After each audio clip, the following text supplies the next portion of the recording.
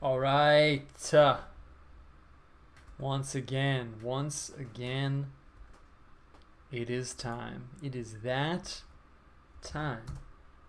Once again, I am getting the link for my own show, and we're going to hear my voice coming through the speakers for 1 second.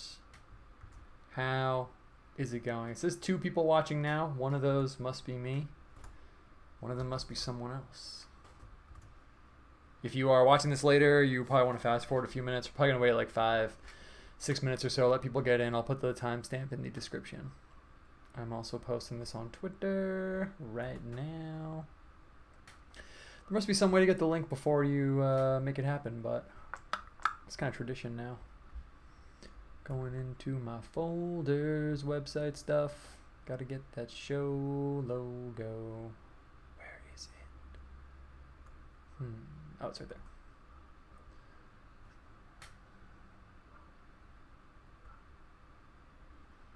Alright, posted. Like a mailbox. It is posted. Yo. What's up, people? How's it going?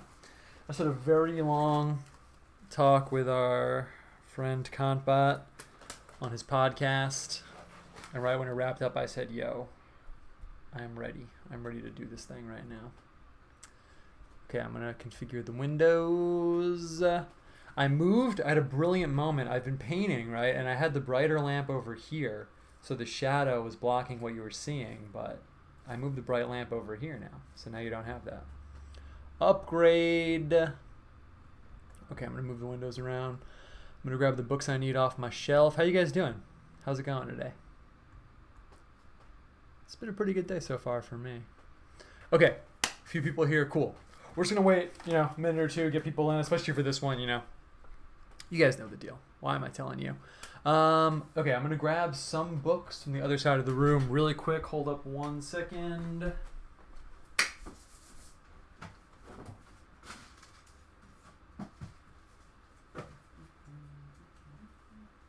Cool.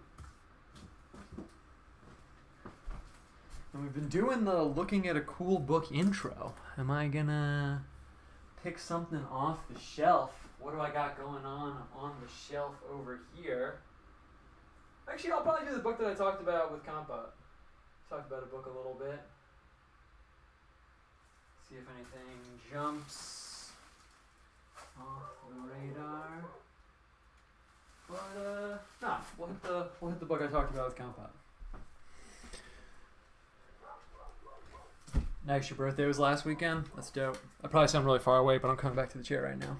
Perfect. Let's see, make sure I got everything right now. There's always one little thing. So in case it's your first time here, we usually just wait a minute just to let people get in. Talk a little bit amongst the people that are cool enough to have the notifications on. And then we'll pull the trigger and we'll do this thing. I'm always missing one random little thing. I don't know what it's going to be this week. I'm looking for my ruler, honestly. I don't really need it, but it's fine. I have a different ruler here. Plans for the 4th. Yeah, I'm hyped, man. I'm hyped. I literally just work all the time. I probably say that every week, but I'm just kind of shooting the shit with you guys for a minute. But yeah, I am amped for sure. I am stoked to take a day off. What am I going to do, though, is really the question. I'm probably going to go grill. I'm going to be that guy from the meme and just go and grill at my friend's place. I'm trying to think of what I can grill that's cool. Oh, I got a mark on the paper, but it's okay. So I'm trying to grill something a little atypical. Obviously I love grilling beef and stuff like that. I have a bunch of lamb. Maybe I'll grill some lamb. That would be pretty chill. I've been getting some really good lamb from this guy. I know. It's more like a spot from a little spot in my town. And it's been pretty awesome. So I'll probably just keep that going, honestly.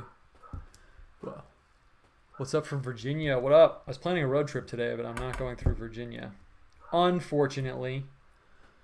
Been working on a sketch with some of your style. Nice.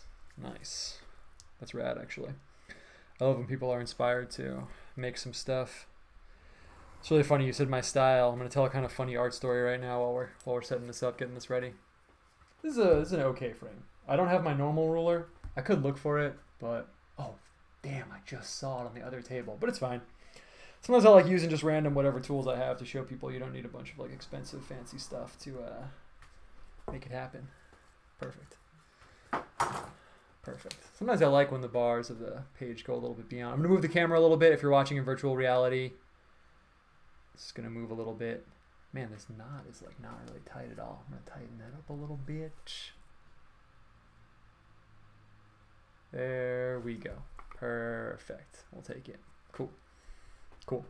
What is it, 702? We'll wait till 705 and we'll pull the trigger. Let's see what's going on in the chat. Oh yeah, I was going to tell a little art story. I'll tell it during the show. It's a little tilted. I'm going to see. Oh, it's because it's how it is on the camera. I see. I'm going to fix it. Perfect. So far, I shouldn't jinx it, but Season 2 has not had many tech issues. I really shouldn't have said that, but it's okay. We'll get this over here. We're looking good. Never joined one of these live. I'm hyped. That's dope. That's dope. Vibe time. Yes. Do I have a pink polo? No. I don't have any polo shirts. I'm not against it, but it's never been my style. Grilled lamb, very kino. Grilled eggplant. Yeah, I should make grilled eggplant, actually. Passing through Nebraska? Actually, we might, because we might. I might pass through Nebraska, actually. I'm thinking about it. You ever think about doing art based on Caribbean Rhythms episodes? Yo, that would be sick, actually. I did talk about making a poster with him for Caribbean Rhythms. We've talked about it a little bit back and forth, but we haven't actually done it yet. How much you draw a day on average? Totally depends on the day, man. Some days I wake up and then walk my dog and get in the studio and just hit commissions and stuff, and then when I'm done with that, I'll draw the rest of the day. If I'm not drawing, I'm either like bonding with my wife and dog, which I have to do. I mean, I like doing that, but you know, I could phrase it as like it's something I have to do like for a healthy life, but I do obviously enjoy doing that. Or I'm just running the studio. The main thing that takes me out of drawing now is running the studio, like answering emails and all that stuff, but basically all day, basically all day, every day. Got my twin, one of your recommended books. Oh, nice. He's also a starving artist. Also, his name is Owen. Nice. I'm not starving artist, but I'm only like an inch beyond. I'm only like 30 miles out of that county, you could say. But I do almost get sucked back in. Sandhills in Nebraska are angelic. That's dope, man. Yeah, I'm trying to figure out how far I want to go, what I want to do exactly. I'm definitely passing through Kansas. That's not the ultimate destination, but I can't reveal the ultimate destination for OPSEC purposes. But we are going through Kansas. Should be really cool. Never taken a dog on a road trip before. I was thinking about what I'm going to do when I get to the center of America, when I get to the geographic center.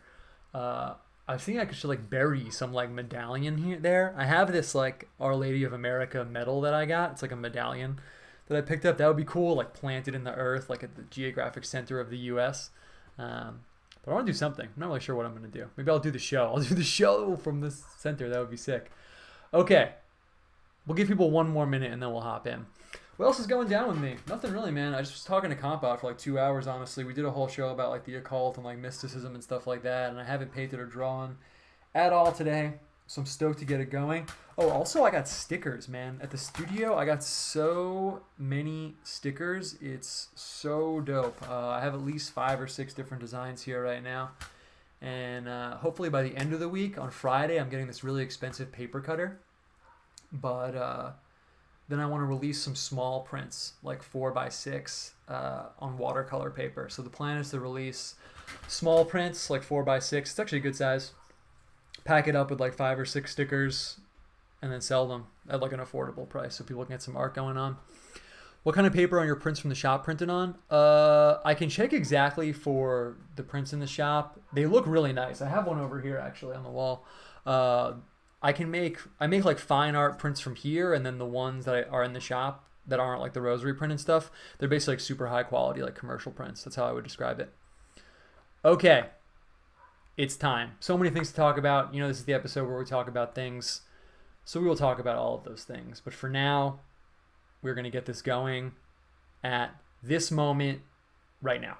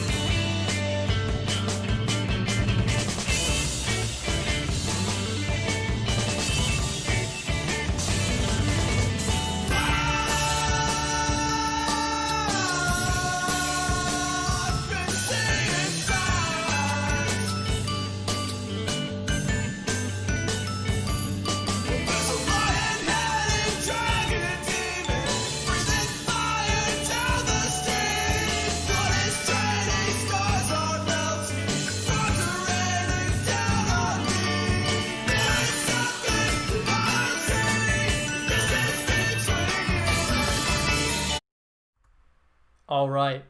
What's going on, people? What's going on? I'm really happy to be here right now. Painting show, music for the intro, Painted Worlds. Check it out. He's been dropping a lot of dope stuff recently. He doesn't make me plug him, but I like to because it actually is pretty dope. So check it out on Bandcamp, Painted Worlds. It's really great. I'm lucky that the music I chose for the show is someone that I want to plug every time. But check it out, Painted Worlds. Anyway, what's up, guys? I'm stoked to be here right now. It's funny, I just mentioned I was just on Contbot's podcast, and when I'm on someone else's turf, it's always interesting talking to them because I'm like, oh, like, what are they going to ask me? Oh, when are we going to wrap it up? Like, I don't know. Like, what am I? I'm like, not on edge, but I'm, not on my home turf. But now I'm here with you guys on my home turf, running my own situation. And it feels great. In case you have never been here before or you don't know, last show of the month, basically what we do is, I guess it's kind of a tradition now. We've done 2 before, so now this is the 3rd one. That makes it a tradition. I take the symbols for the painting from the chat. You've probably seen my art if you're here watching this right now. A lot of it sometimes is like different symbols like work together and like integrated. So basically what I'm going to do in a minute is I'm going to be looking at the chat and getting symbols for the painting, and we kind of build it. And I got some symbolism books here, so we'll maybe look some up if they're interesting. Kind of a cool way to just explore like different imagery, and it's kind of fun and kind of like a little bit of release from the other shows that I wouldn't say they're scripted, of course, but it's more like, oh, we're talking about this chapter in the Bible. It's kind of a little more serious, I guess, because it's like biblical stuff. But now we can kind of just chill for a minute. So I'm going to show you guys a book. I've been doing the book intro for a minute. I like to show a book at the beginning just because I have this shelf full of crazy books, and why not show some of them off? Normally I go for something kind of aesthetic or weird, but I ended up reading a bunch of this book today. Again, it's one of my favorite books, actually, because when I first went on Contbot's podcast, he said we'd talk about a certain topic. We ended up talking about something like kind of tangentially related, which was a little bit cooler maybe for a podcast.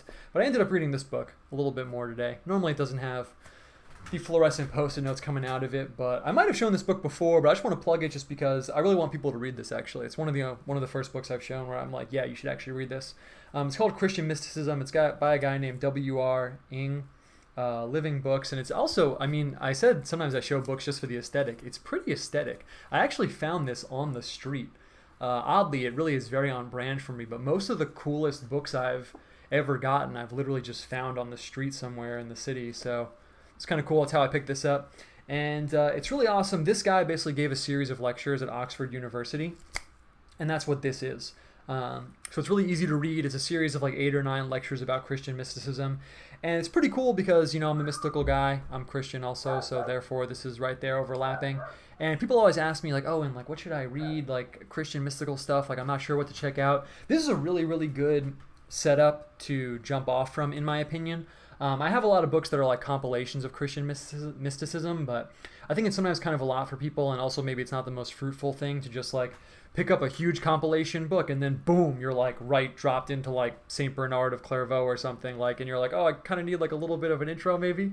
I think this is a really good one. Everyone has their own biases, obviously, when you're doing theology stuff. This guy's English. Oh, someone's name is in here. I actually didn't even know that until right now. This is not me, so I don't care. Everyone's got their biases. This guy's English, right? He was speaking at Oxford University. So he's Protestant. So, he has his open biases. That's how it's going to be. He talks about like the Roman Catholic Church being too into like supernatural stuff and things like that. And maybe the last chapter or 2 is about English poets and their intersection with Christian mysticism. But either way, I think this is a really, really good intro. You can see I've highlighted it like crazy in here. Like I went hard. Like I was I'm really into this book. That's from a long time ago, but it's still cool. Some of the chapters, like, let's just see, where is the chapter? Oh, there's no table of contents. But one of them is like mysticism in the Bible. One of them is Christian mysticism in general, Platonism and mysticism, practical and devotional, nature symbolism and mysticism, things like that. And the best part is this book is so old that it's in the public domain. So if you want to read it, you could literally just download it right now. So I just thought I'd plug that. It's pretty cool and it's falling apart, so very aesthetic object that I do recommend.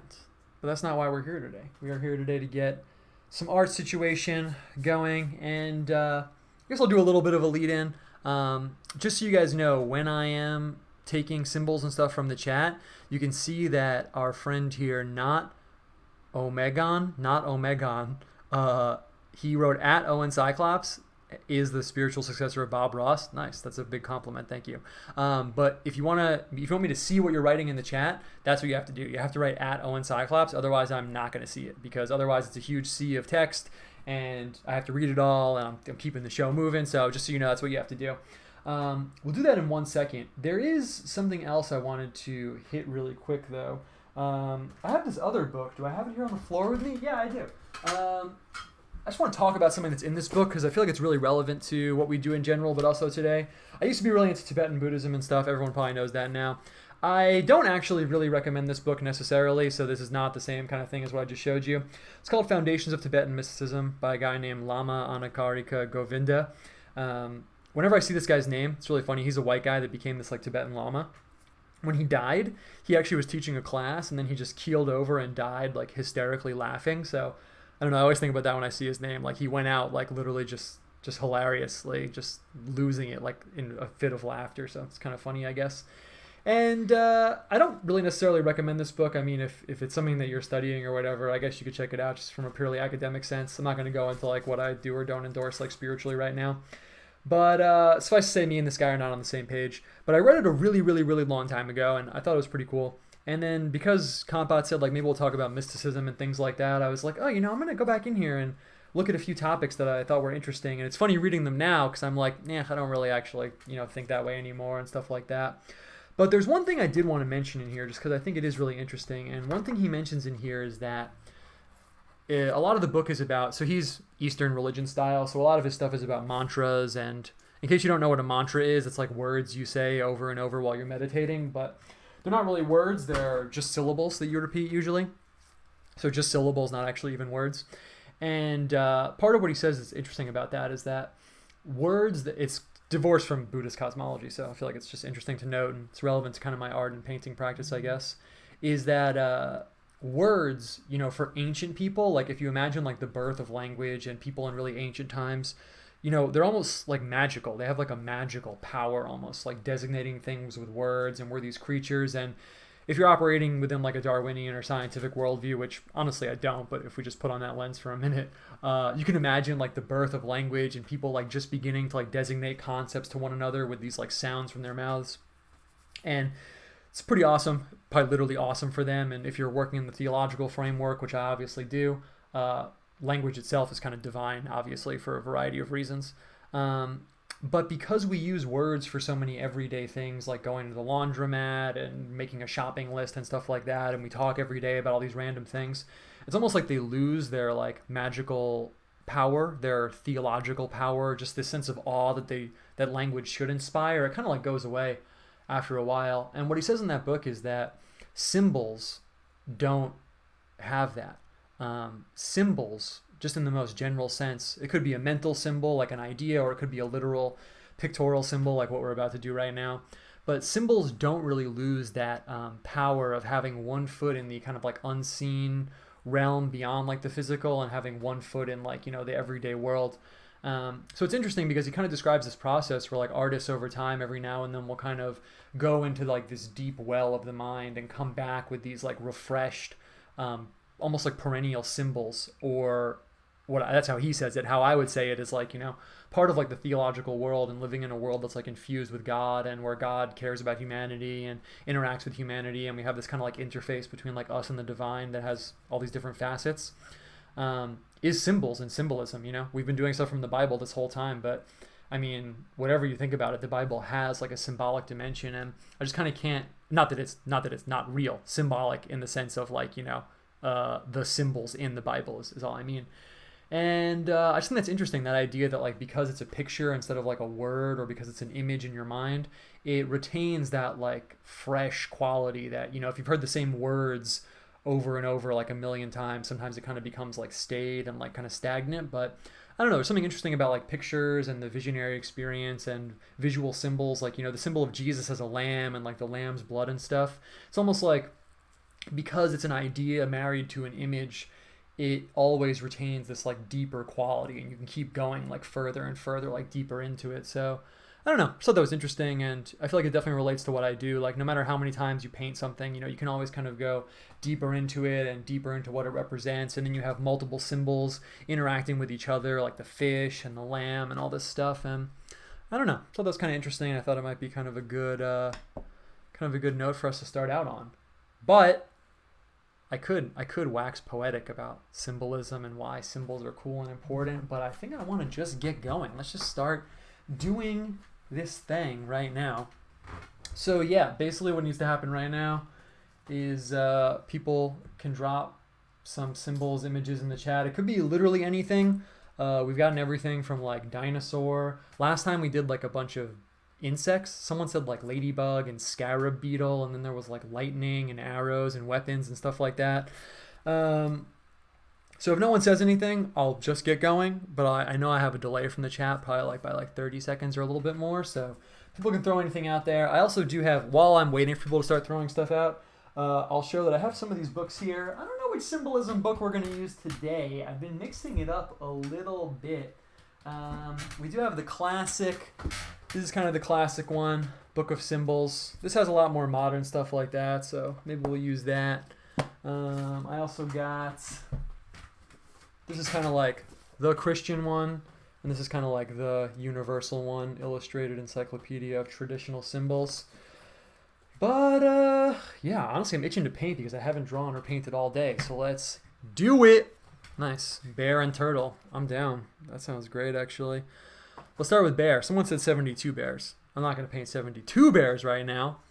Oh, we got some good ones. Nice. Let's start with bear. Bear's kind of weird. Bear's kind of like a weird symbol, so let's start with that one. I'm not sure I've painted a bear in a really, really, really long time. I wonder if you think bear is in the Christian symbol book? Let's check it out. We won't look up every single one, but for some of them I think are interesting, we will go in here. Let's see if bear is in the Christian symbol book. I was actually just telling my wife that our dog is kind of like a bear, so fitting. I can only think of the bear in the Bible in one spot where, no, it's not in here, where that bear comes and like mauls those kids because they said the guy was bald. You know what I'm talking about? There's a Bible story where someone's making fun of some guy that's bald, and then a bear comes to maul him. But I know bear will be in here, and I'm stoked to start with that because that's kind of a weird one. 273. Boom. Deer. I had a deer in my dream the other day. Nice. Okay, bear. This is tight. This looks dope. We got a cave painting of a bear even. That's sick. Supposedly 30 to 32,000 years old. If you trust carbon dating stuff, that's your prerogative. Okay, we got a ton of shit. Nice. Okay. So I'm not going to read this whole thing. Let's just read the beginning and the end really quick, see what they say about bear. Evidence suggests that since Paleolithic times, human beings have made the bear an object of magico-religious veneration. That's something that is interesting about the bear symbol for me. Yeah, it almost is like, has one foot in like European symbolism, but then it also has this like shamanic, like ancient quality, which is interesting. Clever, curious, dexterous, the bear is so like a human in appearance and character, yet it is also wild and massive, with its broad head, extended jaws, huge teeth, shaggy coat, and heavy, powerful paws, with 5 sharp razor claws capable of tearing prey from limb. For many peoples, this is the largest carnivorous land mammal. That's interesting. I actually never thought about that, but I suppose the bear is apex predator in a lot of places. Able to rise up 10 feet tall on its hind legs, blah, blah, blah, blah, blah. Often functioning as a tutelary figure or spirit helper to mythic heroes. There are stories that tell of marriages and crossings over between bears and humans. Many Native American tribes saw the bear as a master healer who used plants to support his own health. That's actually pretty crazy. And let's see what it says in the end. Because the bear, oh, this is actually sick because this dovetails with Christian symbolism, actually, in a way. Because the bear disappears and returns in its cycle of hibernation, it's also an emblem of rebirth. Actually not true hibernators, brown and black bears merely sleep lightly through the winter, their body temperature dropping by only a few degrees, so that they can give birth and suckle their offspring while still buried in the ground, and rouse themselves quickly if disturbed. That's interesting. And they emerge in the spring. That's awesome, man. Yeah, in case you guys have never looked into like symbolism for paintings and stuff like that, the rule for like at least Renaissance symbolism is anything that goes somewhere and then comes back, or goes away and comes back, or goes underwater and comes back, or anything like that, is symbolic of Jesus because, you know, the resurrection and everything, obviously.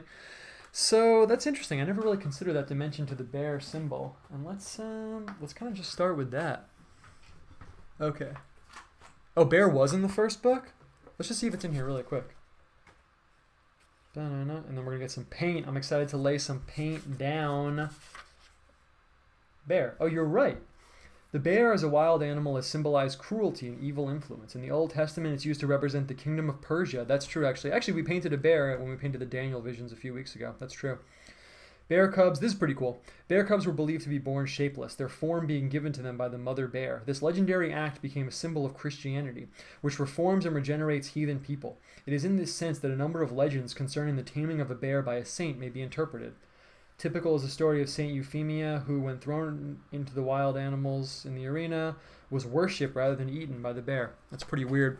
Yeah, in medieval times, they thought that the bear cubs were born like a lump, and then the mother bear like licked the lumpen clay baby bear into a bear shape. So there's that. Oh yeah, let's get this going right now. Okay, I gotta pick a good color for the bear.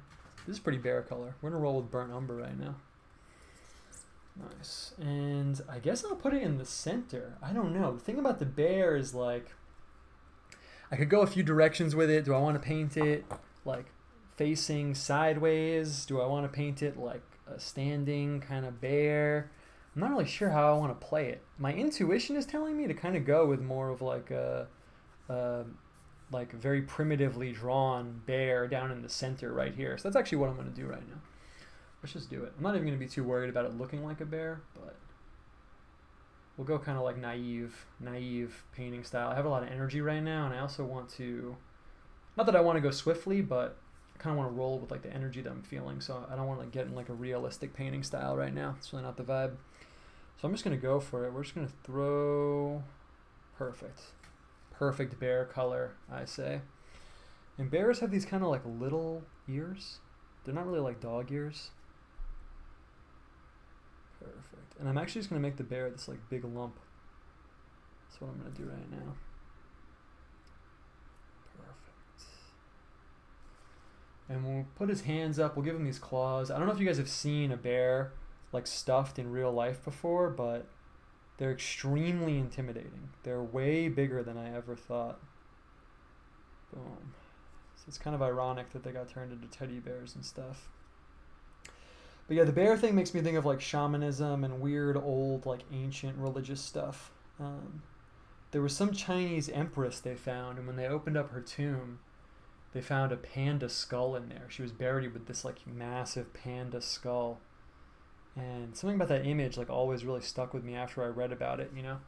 Like this royal, regal, like queen buried with like the skull of this like huge bear. Pandas are bears, of course, even though we're not painting one. And it always makes me think of like Northern Euro stuff, like Russia, where it's almost like the paganism never like fully went away. Not that there's anything really wrong with that vibe never going away, but you see them a lot on like Siberian shaman stuff and things like that. So see where we go with the bear.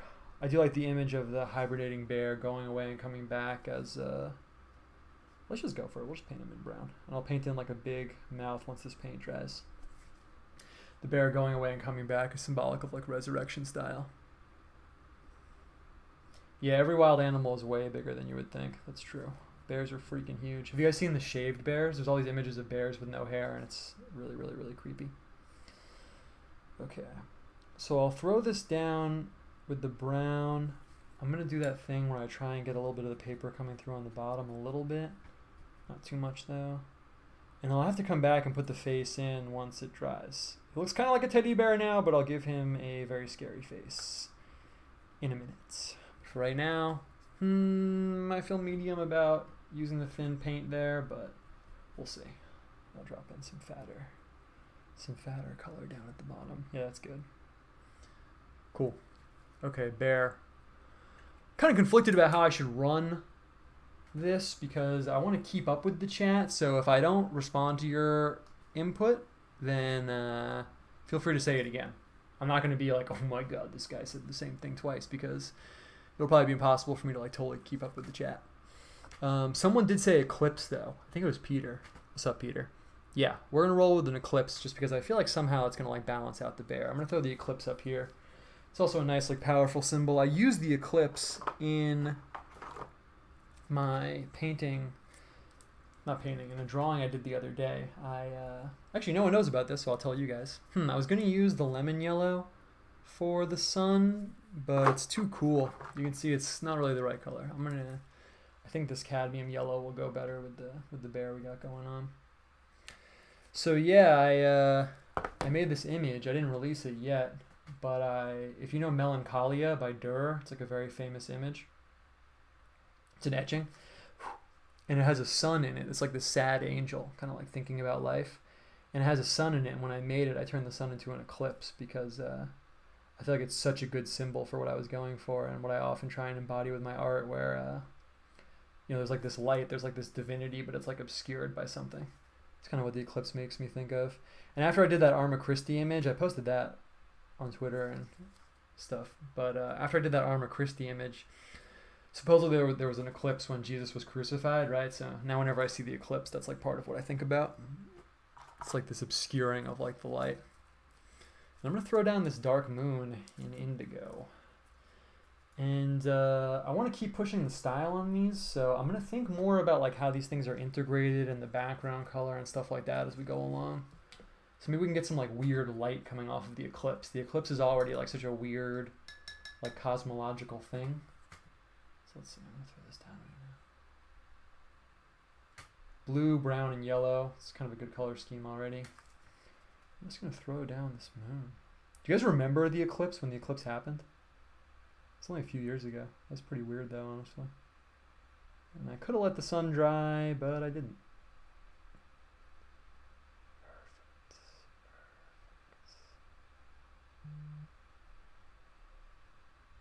Perfect. Nice.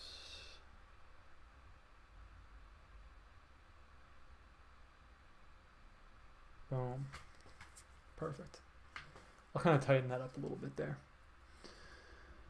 Etymology of the word bear is fascinating. It comes from the word brown. Oh, is that true? Nice. The name changed because people feared the bear so much that they thought saying its name was an ill omen. Literally the Voldemort of animals. That's awesome. Okay, what else are we going for here? Let's keep it moving. Man, it's so hot in my room. I might turn on the fan. I'm going to turn on the fan really quick. Unprofessional moments. All right, cool. Okay, so someone said earthquake. I can think about earthquake. I don't know. I could paint in like cracked earth like behind the bear. That would be kind of cool, actually. Yeah, let's do that. And otherwise, yeah, I spent most of the day brushing up on some like mysticism stuff because I knew I was going to be talking with Compot. Oh, am I at the bottom? Yeah, I am. Cool. So I was mostly just thinking about the mysticism stuff all day, honestly. We'll just throw in this kind of like green grass, and I'll kind of put in these cracks behind the bear. I don't know if it was intentional, but I think earthquake is also sometimes depicted like when you see crucifixion images. I don't think it's in the Bible. I'm actually not sure, honestly, but I've definitely seen like Northern Renaissance paintings where like there's big cracks in the earth like opening up and stuff. Okay, and the way I'm going to do this is I'm going to, whenever I'm doing an arc like a hill, I have to kind of think about where I want it to intersect with the other images. So I'm going to try and have it hit right at his arms. So I'm just going to throw this down. Boom, perfect. I'm going to try and get 2 cracks in. I also used an earthquake recently in one of my images for the first time. It's kind of like a creepy image, like the earth opening up and like swallowing stuff. There's that happens in the book of Numbers. These guys that rise up against Moses get their whole tent like swallowed up by the earth. It's pretty cool, actually. Perfect. Maybe I'll just put these cracks in the earth on one side, and then the other side maybe we'll get like something else going on. Earthquaked when Christ was crucified and the dead started walking around. Nice. So yeah, I mean, we can also keep this kind of casual. I mean, if people want to like ask me stuff or want me to like go off on like a particular topic, we can do that. My brain's kind of wired up for all the symbolism stuff I've been thinking about all day, so I'll probably talk about that a little bit. But I'm also just amped to paint. You know, it's funny, someone mentioned before, someone compared me to Bob Ross in the chat. I know we're just like joking around. I don't think of myself as like on that level, but it's really funny because after doing this for a while, I can definitely understand like why he ended up talking kind of like in the way he did. Like sometimes when I'm doing this, I want to be like, yeah, you know, and just feels so good to like paint and like, you know, it makes you feel good. There's no mistakes, you know. I can feel that like the spirit. I actually haven't really watched this stuff because I don't want to like be copying him, but I can feel that energy of like, yeah, I just want people to like paint and like have fun making images, and like it's so like wholesome and pure. So yeah. Cool. Boom. Peter M says, earthquakes in the Bible. Icons often use cracked earths to depict harrowing of hell. Yeah, that's true, actually. Christ ascending to the dead to rescue the patriarchs. Yeah, those are awesome. Those are really, really awesome. I've been missing going to church. I don't know if you guys have been going to church, but I've been missing going to church, man. I don't even know if the church I go to has been having services or not, but I'm not like an official member there. I just, honestly, just like going there. But I've been missing it. I guess, you know, it's funny, you take it for granted, right? Like when it's not Corona time, you're like, well, I don't know how you guys are, but you're like, the one I go to is kind of far away. So some Sunday mornings you're like, should we go? Like, yeah, I guess we'll go. But now that I can't go, I'm like, wow, that was stupid. I really had the wrong attitude there. Okay, nice. We got this verdant green earth going on over here. I don't know. I could throw down the other side. Let's see. We'll see if anything landy kind of comes up on the other side. Okay, I'm going to throw down the OBS over here. Okay. All right, what else we got going on in the chat? What denomination do you go to? I don't belong to any denomination, as people may know. I've been going to a Catholic church that's really dope near me. The nearest Orthodox church is like 2 hours away, so it's not like I made that decision based on, you know, X, Y, and Z. That's just kind of how it played out. Okay. Someone asked me a really good question. Why did young Owen pick Tibetan mysticism and not Taoism or other Eastern stuff? We can talk about that a little bit, but I want to keep the painting situation moving. So let's see what else we got going on. Trickster. Yeah, we can incorporate Trickster situation. E. Tiffin said that. Owl. Eyes. Tory Gates. I don't know who Tory Gates is. Whale. Whale is tight. I'm feeling the whale. I'm feeling the whale there. I'm feeling the whale.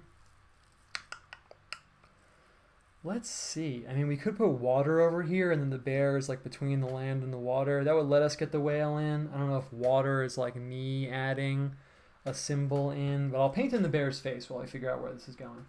And I'm going to give him kind of the classical, like, scary face. I'm just going to drop some vermilion in, some cadmium red. There's like this big open mouth, and I'll throw some teeth in there. Maybe I'll even give him red eyes. I don't know if we should make the bear like evil or not, though. Nice. Oh yeah, someone asked me why did I pick that. I got really into Tibetan stuff because it appeals to my nature, because it's very artistic and visual, and Tibetan Buddhism is more so than other forms of Buddhism woven in with their esoterica. So that really drew me in also. I'm not so hardcore as to be like, you know, everything about it is like trash or something like that. It's just not the worldview I subscribe to now. I'm going to paint in some white big teeth in here. It's kind of going to be the plan. I'm going out on a limb here a little bit, but I think it'll be okay. Just going to paint in these like big red eyes. Sometimes when I'm painting, I kind of just want to like capture like the energy and vibe that I'm feeling. So, I mean, this is full on Bob Ross now, but I don't really care. So I don't get too worried about like if it's going to look good or not, honestly, especially if I'm kind of like paint sketching sometimes. It's kind of what I'm thinking right now. Nice. And I'm going to paint in these big white teeth to hopefully make him look less goofy. But if it ends up looking kind of goofy, I think it'll be okay. But I think the big white teeth will be sick, and I'll paint in some like darker fur around and kind of like shade it up. But I feel good about that decision. Cool. And I really liked what it said in the book about like transformation between like a bear and a man. It would actually be sick to have a person like coming out from the top of the bear, and maybe the bear's like anguish is him like releasing this like human spirit or something. That'd be pretty sick. I'm going to shade in a little bit around here.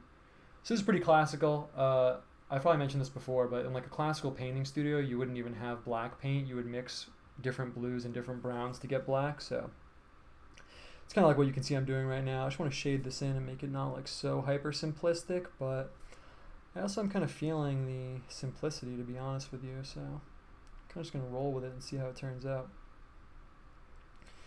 And if it looks whack, we can always paint over it. I think adding some of this like darker fur in here will look good. And the bear's chest, we could put something in there is the thing. It's always cool if you have like a figure giving you like some space to work with. You can use it for something, especially like nesting symbols like inside other symbols. I think that's a really cool way to communicate like visual information. And throw down these big claws. Nice. That's dope. Do the same thing over here. Could give the bear like a halo or something, but I don't know. I kind of like the idea of him as this like anguished figure. We could paint in his like skeleton or something too. That would look pretty sick. Sometimes I like doing a figure and then showing like his bones and stuff because it kind of like drives home his like corporeality. It, like drives home like, you know, especially with a not powerful like something epic, but just like with a strong emotive face. Sometimes putting in like some muscles or organs or bones, it kind of bridges that dichotomy between like the spirit that's shown on the face and then also like the corporeality of like that being. Let's see what's going on. Laurel and Rooster. That's pretty tight. Laurel. I'm keeping Laurel in my back pocket. Wilderness. Wilderness is good. Wilderness is good. Let's... Ooh, factory and the smoke blackens out the sky. Okay, yeah, let's do that. I'm going to throw down some darker land over here. We'll put a factory, the smoke. I feel like that's a good way to like break up the space a little bit. And it'll give us some kind of like dichotomy to work with. So we got the earthquake and the factory. As usual, I want to just throw down, boom, the Viridian, this cool green, but it's too transparent, so it's not going to work. So I'm going to mix up the Viridian and the sap green over here. Boom. Factory is kind of a cool symbol. I actually, one of the projects, so I always have like a bunch of projects like cooking in my mind and then we see what actually ends up happening, but I wanted to, no one steal this idea because I'm going to do it, but I've been wearing these like baseball hats and I really like it. And I was thinking it'd be funny to make like some hats for like different like worldviews. You know, it's like a very like autistic like Twitter idea, so I don't know if I'll actually do it. But I thought it would be funny, and I was thinking of like the Ann Prims, and it could be like a burning factory, and I thought that would be really sick as a hat. But I was like, I feel like if I make a hat with a burning factory on it, I'm going to get like the black van coming to my house, which I've been avoiding for multiple years. So I'm not sure I want to step into that right now. So you can actually see this kind of a cool mixing paint note. The Viridian is transparent, the sap green obviously isn't. And I mixed in the Viridian with the sap green, and it totally was overpowered by the sap green. It like didn't even matter. Like, look, these two are almost the same exact color right now, even though I put the dark green in. The transparent colors just get like eaten by the non-transparent colors.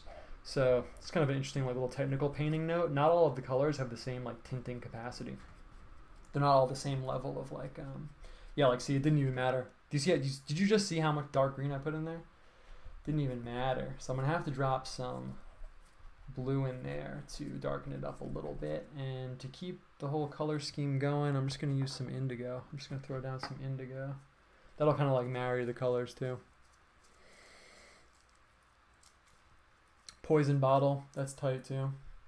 And yeah, since I was thinking about symbolism so much from before my talk with Kantbot, I was thinking that, you know, that's like an interesting aspect of the imagery that I feel like sometimes I can't really explore it fully because I'm not like there all the time to explain my images, but it's something I'm also getting from like the biblical imagery after like unpacking it for so long. But I feel like almost every symbol has like an inverted or like pure manifestation. Like a pure, clear kind of like positive manifestation. And then it has like the negative manifestation also, like wine, you know, I think we talked about this last time when we did the Babylon painting, but like wine, you know, it's intoxicating, or it's like the wine of like the Eucharist, things like that. And that's something I just want to be able to explore more. As I'm releasing my images now, the plan is to kind of release them with like a key that like says what all the symbols are, but it's not really like plausible for every single thing I do, nor do I expect everyone to like print out like the key and show it to everyone who's going to see the images. Okay, so I'm going to throw down kind of like a hill. We'll get some wilderness going over here. I actually just wrapped up an image for this guy. He wanted me to make an image of a saint for his... Well, I won't say in case they happen to be watching, but a guy wanted me to make an image of a saint for someone. And behind the saint, I put this hill. And like whenever someone commissions me to make an image, I always... boom. Nice. I'm only going to shade down a little bit because we can put something in the earth over here. It could even be like a skeleton or treasure or whatever, but I'm going to leave a little bit of room there because we can go back and put something in there. Anyway, behind the saint, I put this hill, and I always explain all the symbolism in my image for someone if they commission me to do it. And I was saying, you know, I use the hill as kind of like, it's like not like a mountain, you know, it's like contrast with the mountain in my art. A mountain is like a powerful, almost like insurmountable place that like goes up near the heavens and stuff, you know, but a hill is like a much more navigable piece of terrain. It's like an obstacle, but it's like an obstacle you can handle. It's like a comfy obstacle. You know, people like living around hills. You can like build a city on some hills. It even gives you kind of like a strategic advantage. So in a way, the hill is like a positive, like purely positive, I should say. It's like a purely positive, like, what's the word I'm looking for? Toned down manifestation of like the mountain symbol. So maybe we'll put the factory on like a little hill or something. In fact, I think we will do that. Nice. This looks chill. Oh, I hit the camera. Boom. Cool. Straight out a little bit. Cool. Have you ever watched Jodorowsky movies like Holy Mountain? Yeah, I watched Holy Mountain. I watched it a long time ago. To be honest with you, at the time, except for the ending, which I guess I won't give away, it didn't really transcend like random stuff happening for me in a certain sense. I don't know if that was my own like biases. I mean, I thought it was really awesome when I watched it. But I don't really know what to do with like movies like that sometimes. Movies are really not my my medium, so I don't want to like fully comment on it and be like, oh, it's bad or it's good, but I thought it was cool. Movies are not my like native medium though. I know there are some like mental situations where like you don't get movies, and I feel like I have that sometimes. Like I was talking to some people once and I was like, you know, like you ever feel like you watch a movie and it doesn't really transcend just like being images of like people like on a screen, you know, it doesn't really like become more of like than like the sum of its parts, you know? And they were all like, no, like dude, what is wrong with you? Okay, I'm gonna throw the factory down up here. I wonder if like factory, you think factory is in the book of symbols? Let's check it out really quick. I know smoke will be, but I'm gonna see if factory is in here. The more modern ones are interesting. We did city last week. Factory. No, factory is not in here. It's too specific. But I'm gonna make the factory gray, obviously. And I guess that kind of fits. We'll have like a factory, and we have the bear that kind of like represents nature. He's all like anguished. Maybe we'll just kick it on into like full-on Lorax vibe. Perfect. I'm gonna mix up some gray right now. Perfect.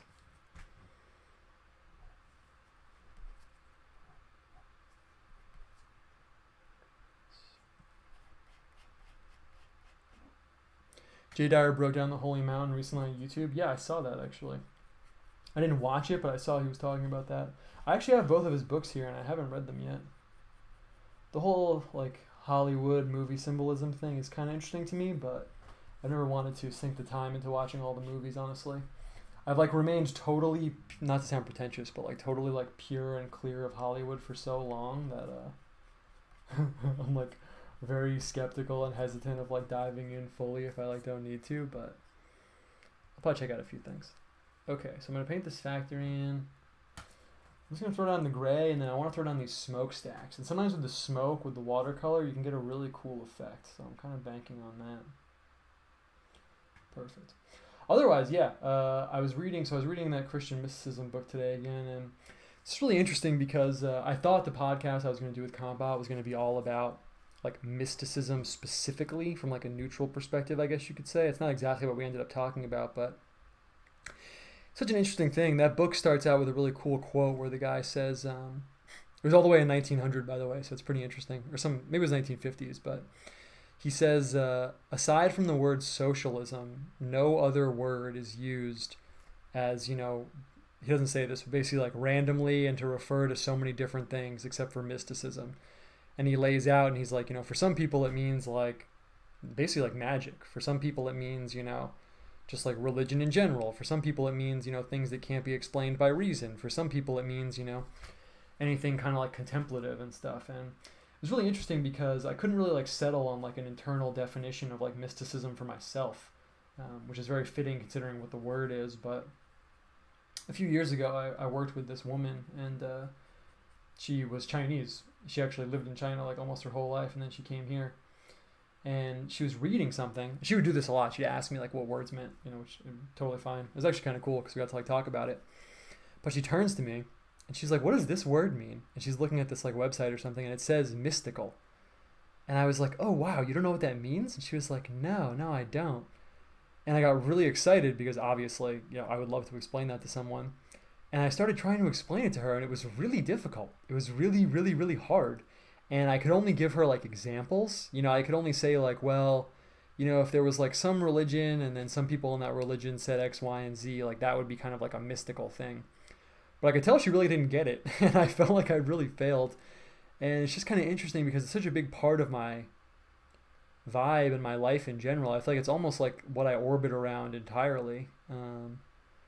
It's like the point where like all the theology and painting and even like the conspiracy and paranormal stuff, and where everything, and like me being interested in like what people think and all this stuff, it kind of all comes together at that point, which is mysticism. But at the same time, I couldn't really come up with like a one sentence definition. My definition would have to be like, it's a folder of things that all have nothing to do with each other, kind of, but they do at the same time.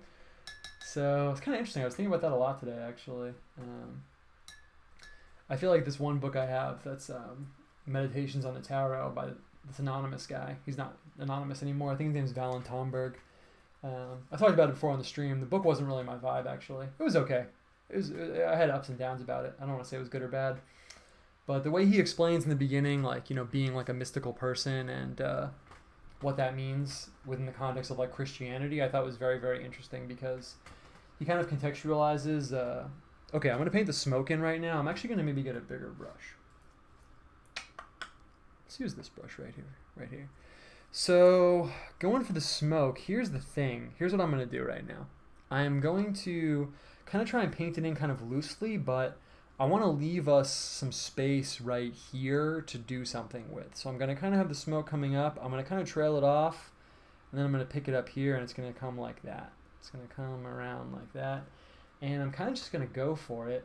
I'm not going to be too worried about making it look perfect because I want that kind of rough watercolor look. When the paper is kind of like shining through the smoke, that is a dope look. I could paint it in like cloud style, like put it in like fat chunks, but honestly I'm just feeling the energy, like I said, and I kind of just want to go for it.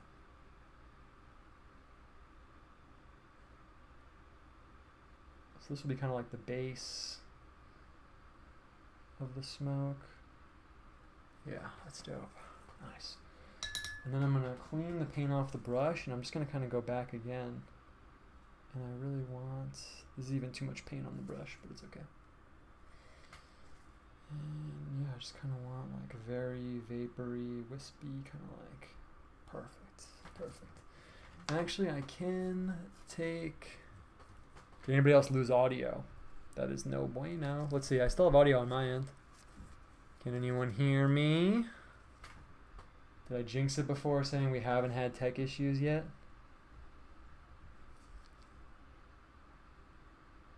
People are still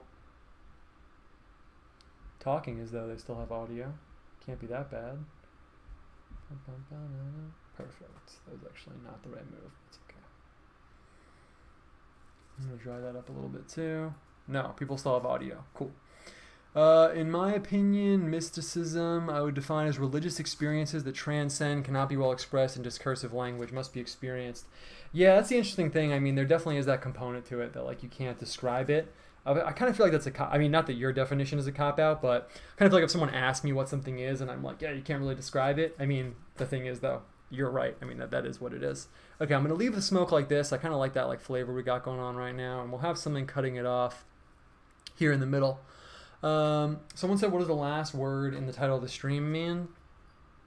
It is, haruspicy. Haruspicy is a form of divination where you read lamb entrails. That was really popular in like Roman times.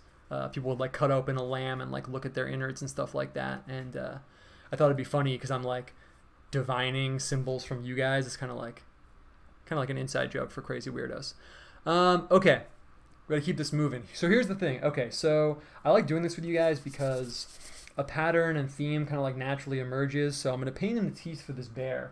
We got this kind of like anguished bear right here. But we got the factory, we got the earthquake. So we have like toil, like toil -e, like toily, fallen earth. Maybe it's like poisoned. Maybe it's like a fallen nature, poisoned by man thing going on. And we got the eclipse, which also kind of fits the feeling of like this good thing, which would be nature, that's kind of like messed up. So we're going in a direction here, and let's just see what we want to do with that direction. So I'm going to throw in these big teeth, and as predicted, it's going to look dope.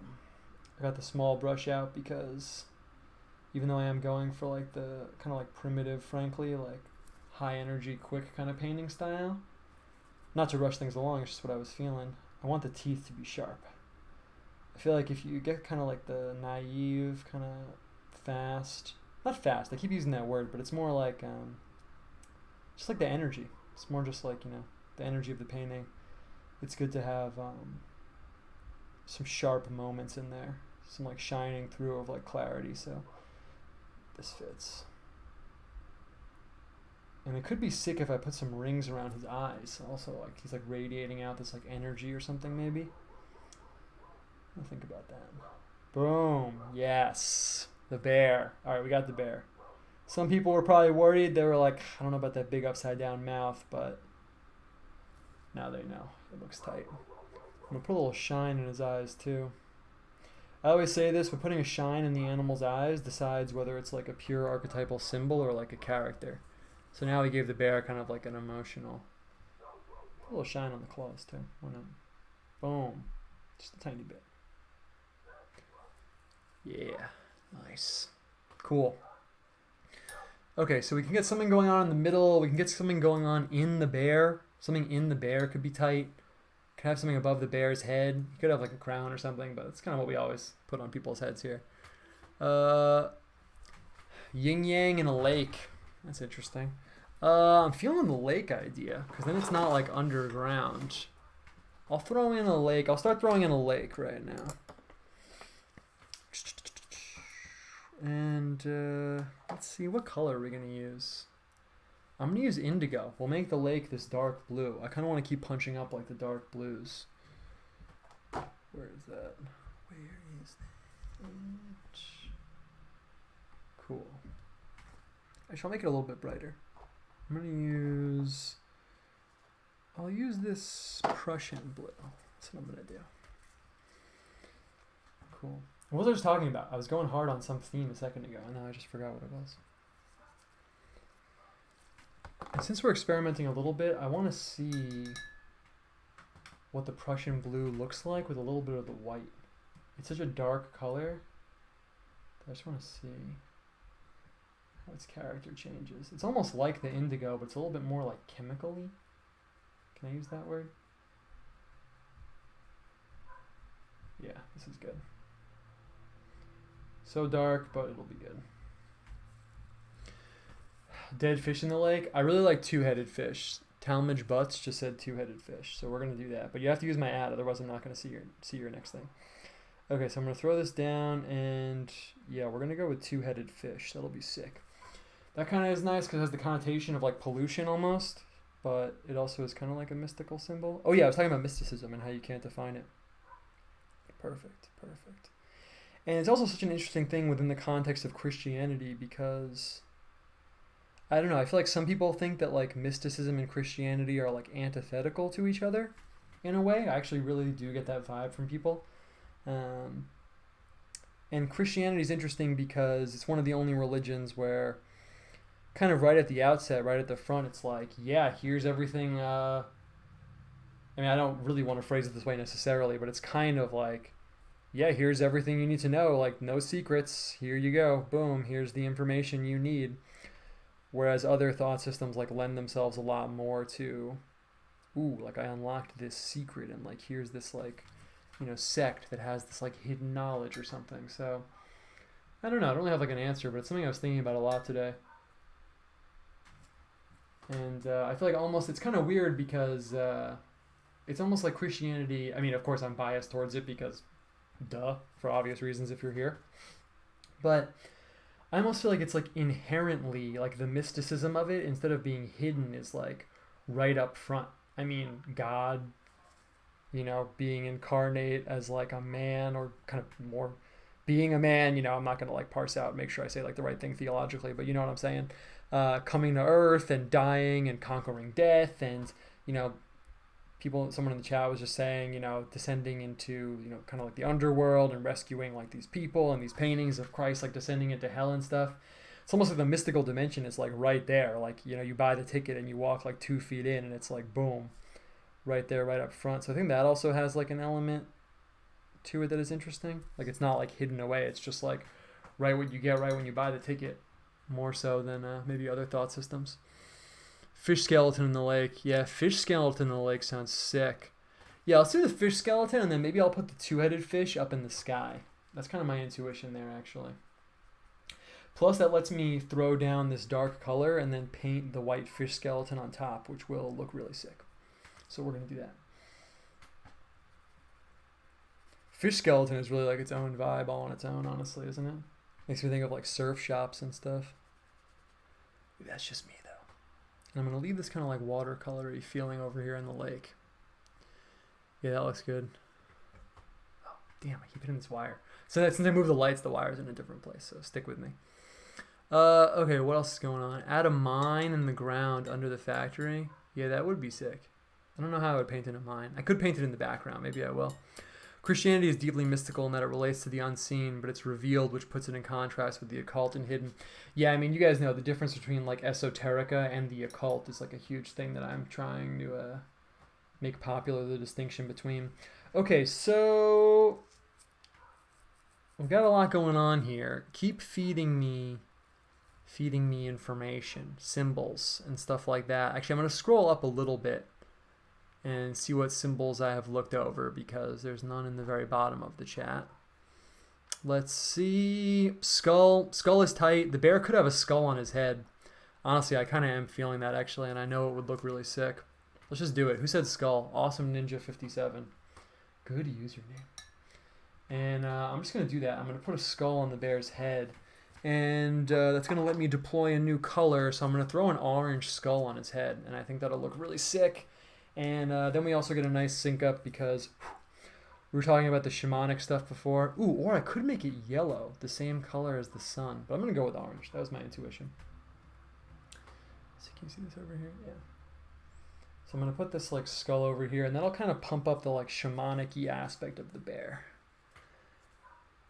When I say shamanic, I'm not always referring to like the bad aspects of it. For me, a big aspect of like shamanism is just like hands-on religious energy. You know, thousands and thousands of years ago, someone trying to interact with the unseen forces that govern their life. That's kind of like what I think of when I talk about like shamanism and stuff. Yeah, child. Child would be sick. We'll put a child in the center. I think child would be a really good in the middle, because we can kind of have him floating in like some color or something like that, and that kind of fits like floating in the middle of an image. It kind of represents like potentiality and stuff, I suppose. But first I'm going to throw down... Boom. Spoonie said, what would you do if your wife pulled her face off and she was actually an alien this whole time? It's a really, really good question, man. I'd be pissed for a variety of reasons. I'm keeping the dog if that happens, just for the record. Makes me think of like selkies and like kitsune and stuff like that. You guys know about that? There's all these like myths of a guy like meeting a woman, and then, you know, down the road he realizes she's some like mythical creature or something. The selkie one is really funny. It's Irish actually, or Scottish, or I guess like pan-Celtic. But in the selkie myth, a guy's married to a woman, and then she like finds her seal skin in the attic. She like finds it, and they've been living together for a really long time, and she finally can take the seal skin and put it on and become a seal. And the selkies are these kind of like seal mermaids, but they can like change between being seals and women. And yeah, in the myth, that's what happens. This guy's married to this woman for a long time, and then she puts on the seal skin after she finds it in the attic. So sometimes when I'm cleaning out my house and I like find an old box or something, I joke with my wife. I'm like, oh, it's your seal skin. And I'll like hide it somewhere. Okay. But yeah, I would be mad. A frog is dope.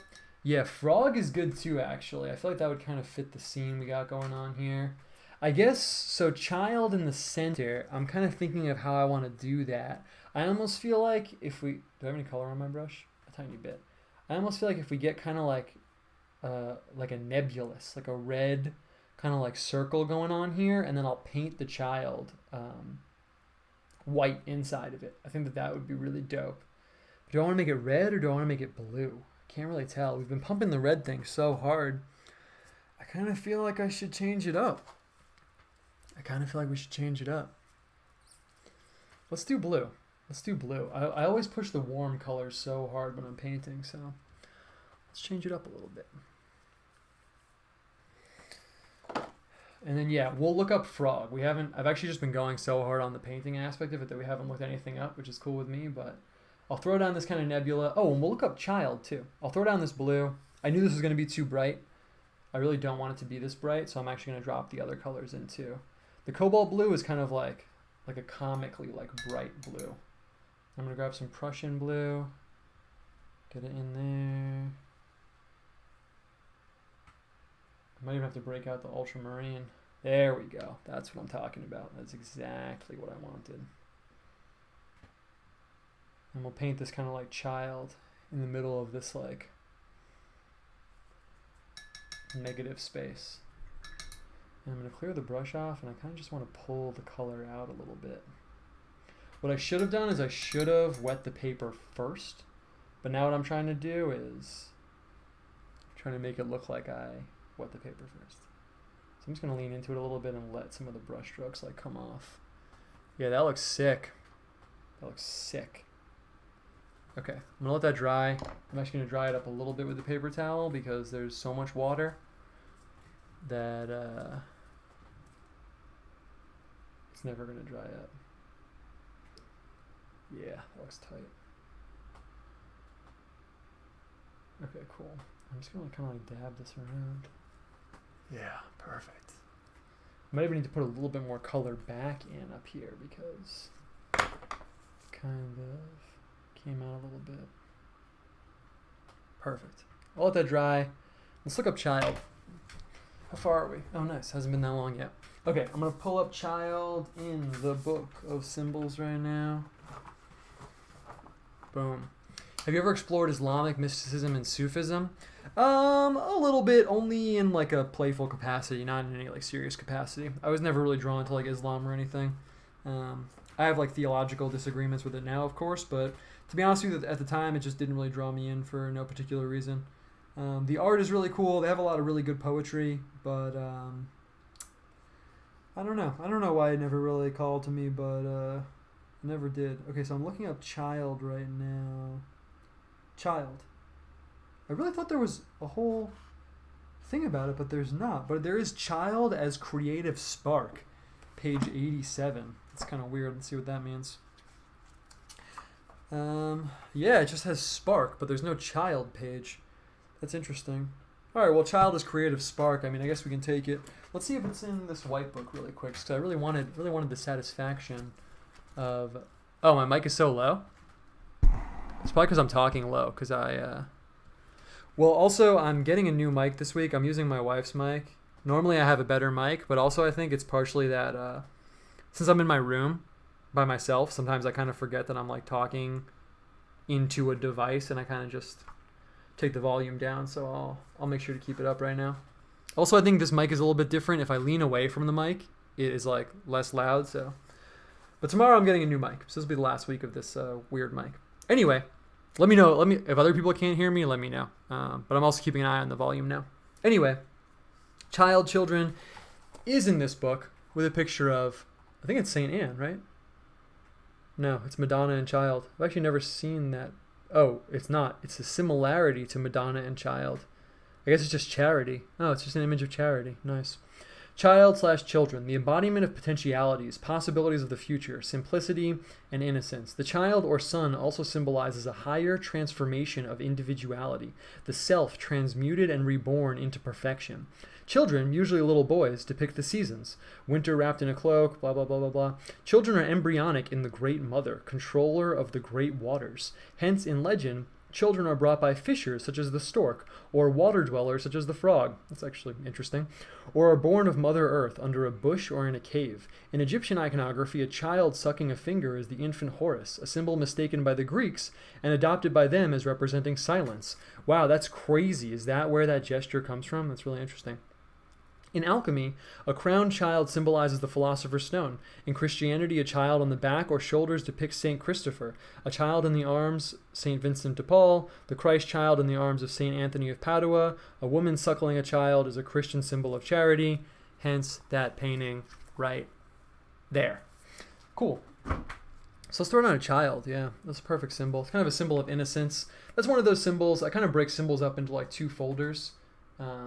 One being, you kind of need like some academic understanding to like get it, but in the other folder, kind of like the symbolic quality just comes from what the thing obviously is. And I feel like the child is definitely one of the second ones. I mean, everyone kind of intuitively knows like what a child is and like what it represents. It's just going to be kind of different if I make him standing or if I make it like laying down, because it's going to have like a different kind of like symbolic connotation. Let's see. I'm going to make it standing, so it kind of will mirror the bear standing up. Nice. We'll just kind of go with like straight mirroring of the bear's posture here. Nice. And I thought the white would look sick on the blue, and it definitely does. Nice. And yeah, I actually found kind of a cool Christian fractal recently, which I wasn't even looking for, but I was looking up images of Saint Anne. And there was an image where Saint Anne, it was a medieval sculpture actually, it wasn't technically an image in the classical sense, but it was an image where Saint Anne was holding Mary, and then Mary was holding Jesus. And then I thought, if Jesus was holding a bird, like he is in lots of Renaissance artwork while being held by Mary, then it would be a fractal. So I'm going to make an image like that, where St. Anne's holding Mary, who's holding Jesus, who's holding a bird. That's my strange imagery of the week. So I'm just going to drop this down here. Let's see it really quick. Alright, cool. And let's see what else is going down. I kind of want to throw in some like backdrop and make this look a little bit like tougher. Could throw down like a night sky. It's pretty classic. Nice. Almost looks like a baby. It's perfect though. Cool. I'm going to throw in the eyes on this skull also. I'm going to put them in this dark blue color. Perfect. Almost looks like a pumpkin because of the orange color. It's cool.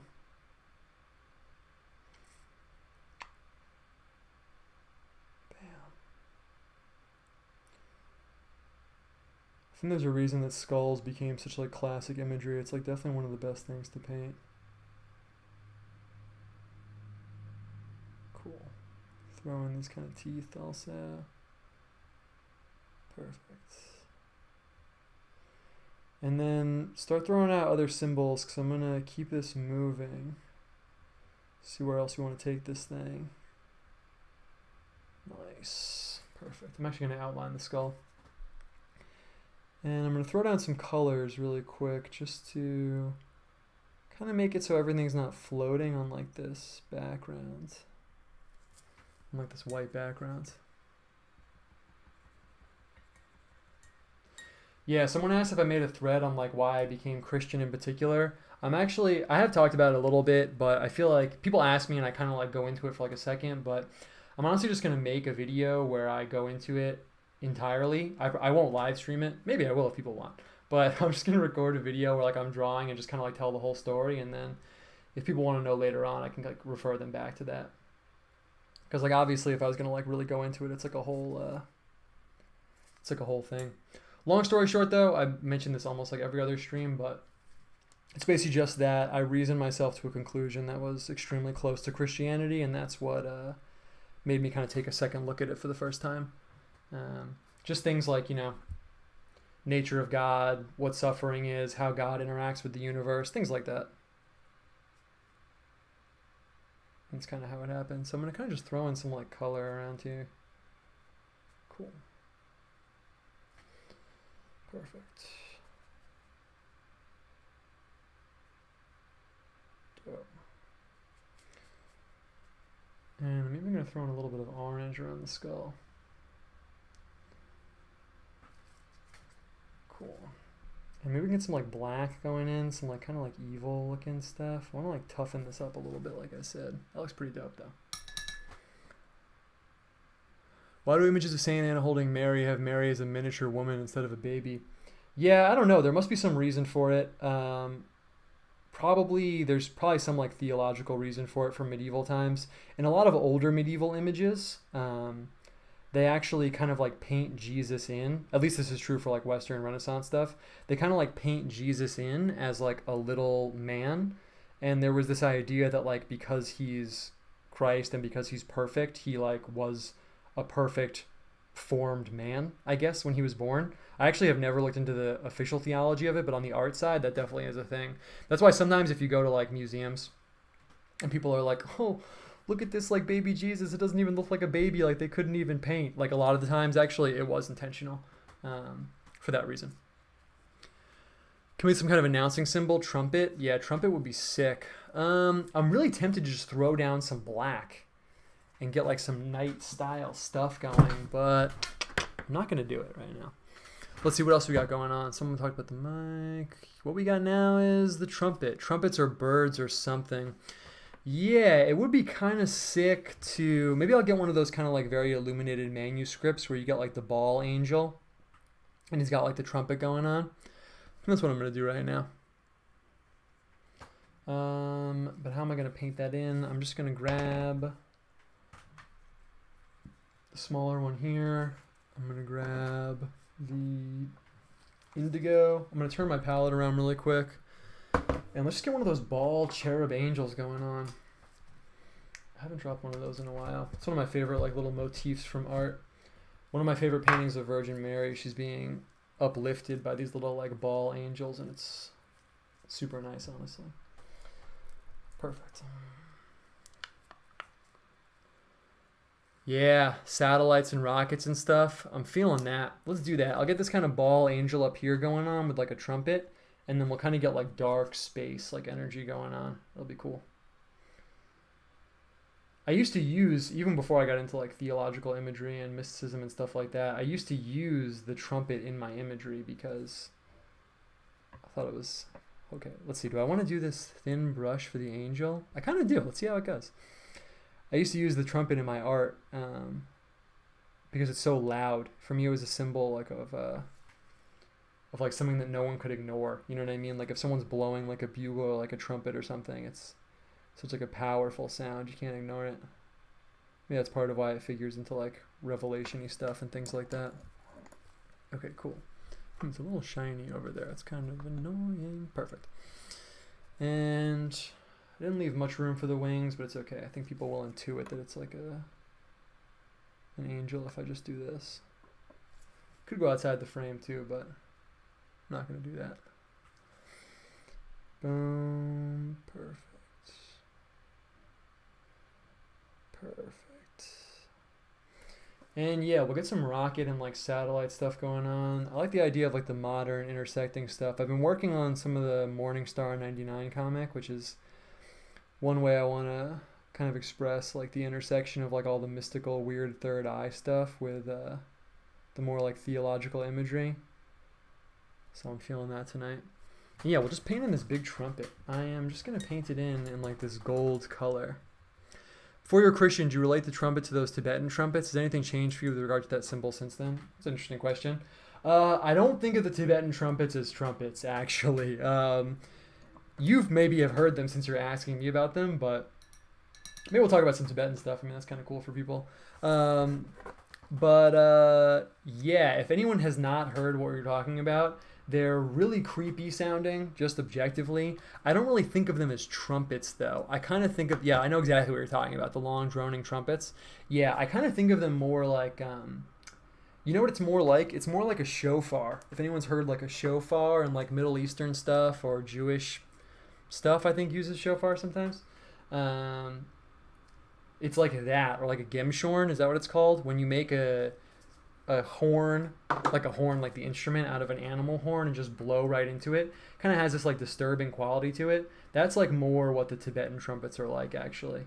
So no, I don't really relate to it. What I'm talking like way back in the day when I first just started making art. No, it was kind of just an intuitive thing. I didn't really think of even symbolism that much back then. So I'm gonna make this kind of like gold, almost like medieval, just like big tube horn going on. I see a lot of like little ones like this in like medieval manuscripts and stuff, so I'm just gonna throw it down without thinking about it too much, and I'll kind of make that line for his cheek come up a little bit more. There we go, perfect. Perfect. Nice. And yeah, I really like the intersection of like music and stuff in the Bible also. I made this poster, I have it on my wall over here, where there's like a stringed instrument. It talks about the Lord was ready to save me, so I can't even see the full quote. Therefore we will sing my songs to the stringed instruments all the days in the house of the Lord. Perfect. Kind of put his little cheek thing up too high there, but it's cool. I'll just erase it with some white once it dries. And I often use this kind of trumpet when like an angel is like talking to someone in art or something. Okay, so I'm going to throw down the outside here, and I'll go back and put down the darker inside of that there. Nice. Honestly, it feels good to just like do something kind of, I don't want to say rough because I am like trying really hard, but it just feels good to like go for it and just like lay some stuff down and not worry about being perfect. So this is tight. Okay. Options could have some kind of like coming out of the trumpet situation. I guess we just did that.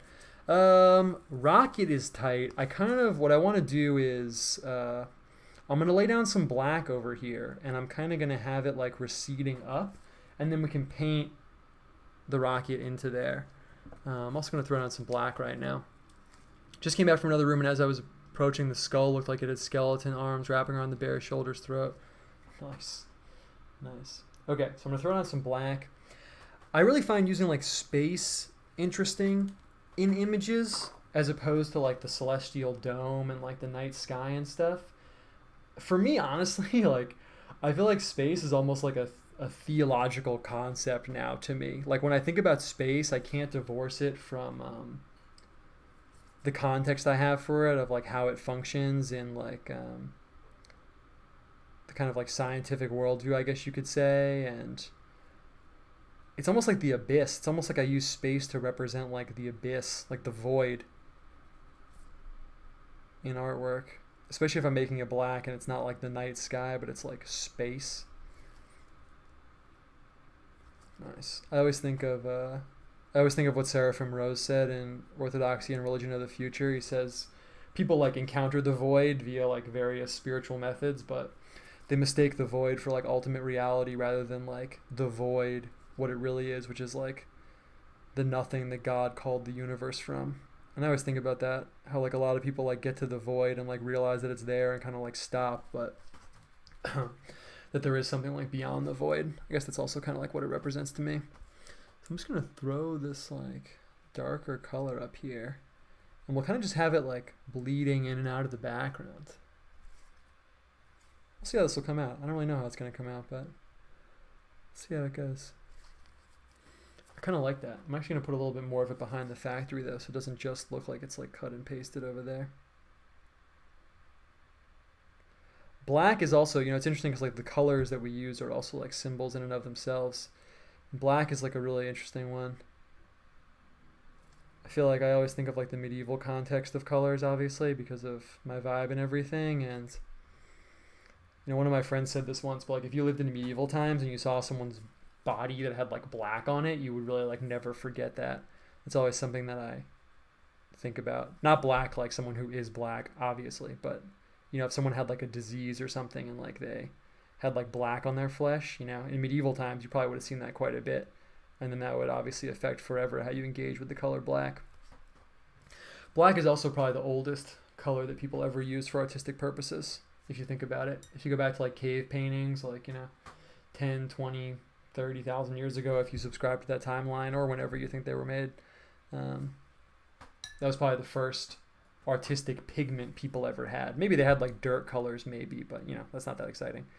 So that's also something I think about when I use black as a color. Like you're tapping into this very, very like ancient experience where someone probably had a fire, they had some charcoal, they picked it up and they were like, oh, like I can deploy this like dark pigment. It's pretty cool actually. All right, this looks kind of dope. I'm feeling how this looks right now. Okay, did I miss anything? With regards to painting space, do you like to go cosmos, like full nebula? No, I just paint it in black like this usually. Modern concept of space is a Lovecraftian monster, a thing that makes you insane through cosmic indifference and nihilism. Yeah, fact check true. Fact check true. It's definitely true. I'm going to throw in some black over here too. We'll kind of get like the black going on. I feel like the black is going to kind of balance out the like bright colors that I've been working with so far. Perfect. It's interesting, yeah. Going to say something about space, but I'm going to hold off actually. Using charcoals now checks out, yeah. And yeah, we'll throw down the rocket. I don't know, the rocket is also interesting with satellites and stuff like that.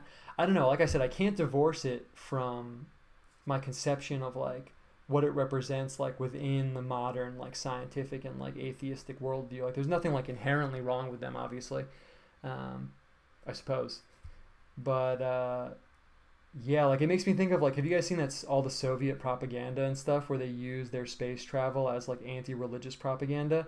I posted it on Twitter a few times, but there's all this like not atheist, well, I mean it is atheist, but there's all this like Soviet imagery where, you know, it'll literally say like, yeah, we went to space, God isn't real and stuff like that. And I thought it was so interesting when I first found it because I feel like it's just not a coincidence that, you know, it's nothing against space, but the way it's used, I feel like, really colors it for me.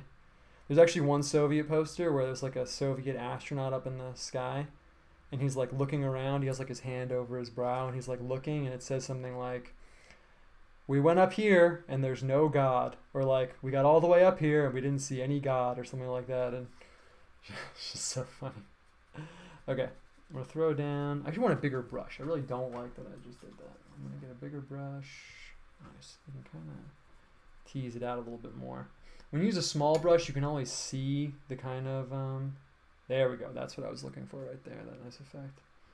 You can always see the edge, but I just want to like tease it out a little bit. Yeah, perfect.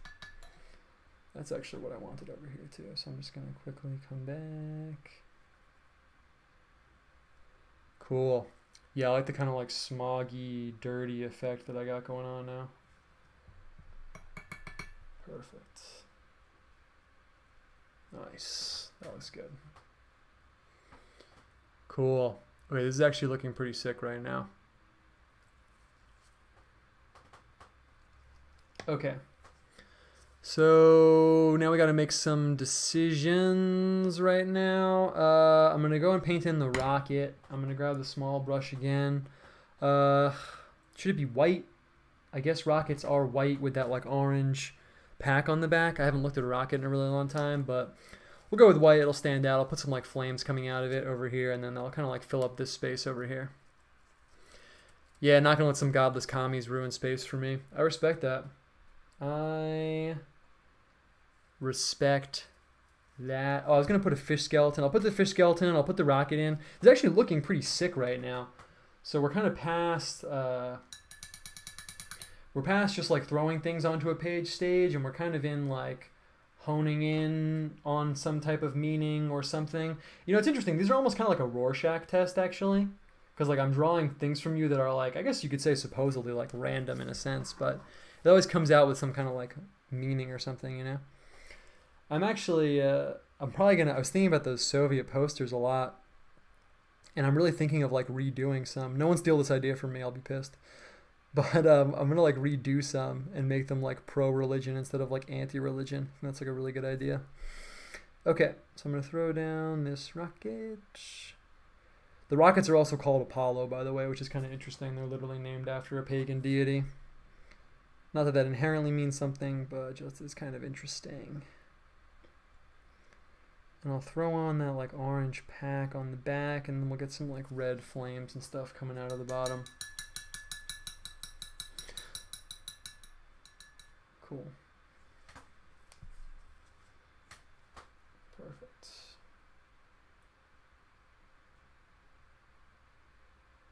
So I'm going to throw on this pack, and then I'll throw down the fire underneath it. Boom. This is my very simplified conception of what a rocket looks like. I'll put in some stars so it actually looks like space. And I'm also still getting used to working in the horizontal format. Honestly, it's something I haven't really done like very much ever in my life, but it just suits like the show so well that I'm just kind of rolling with it. I'm going to throw down that gray kind of like thruster jet open thing in the bottom.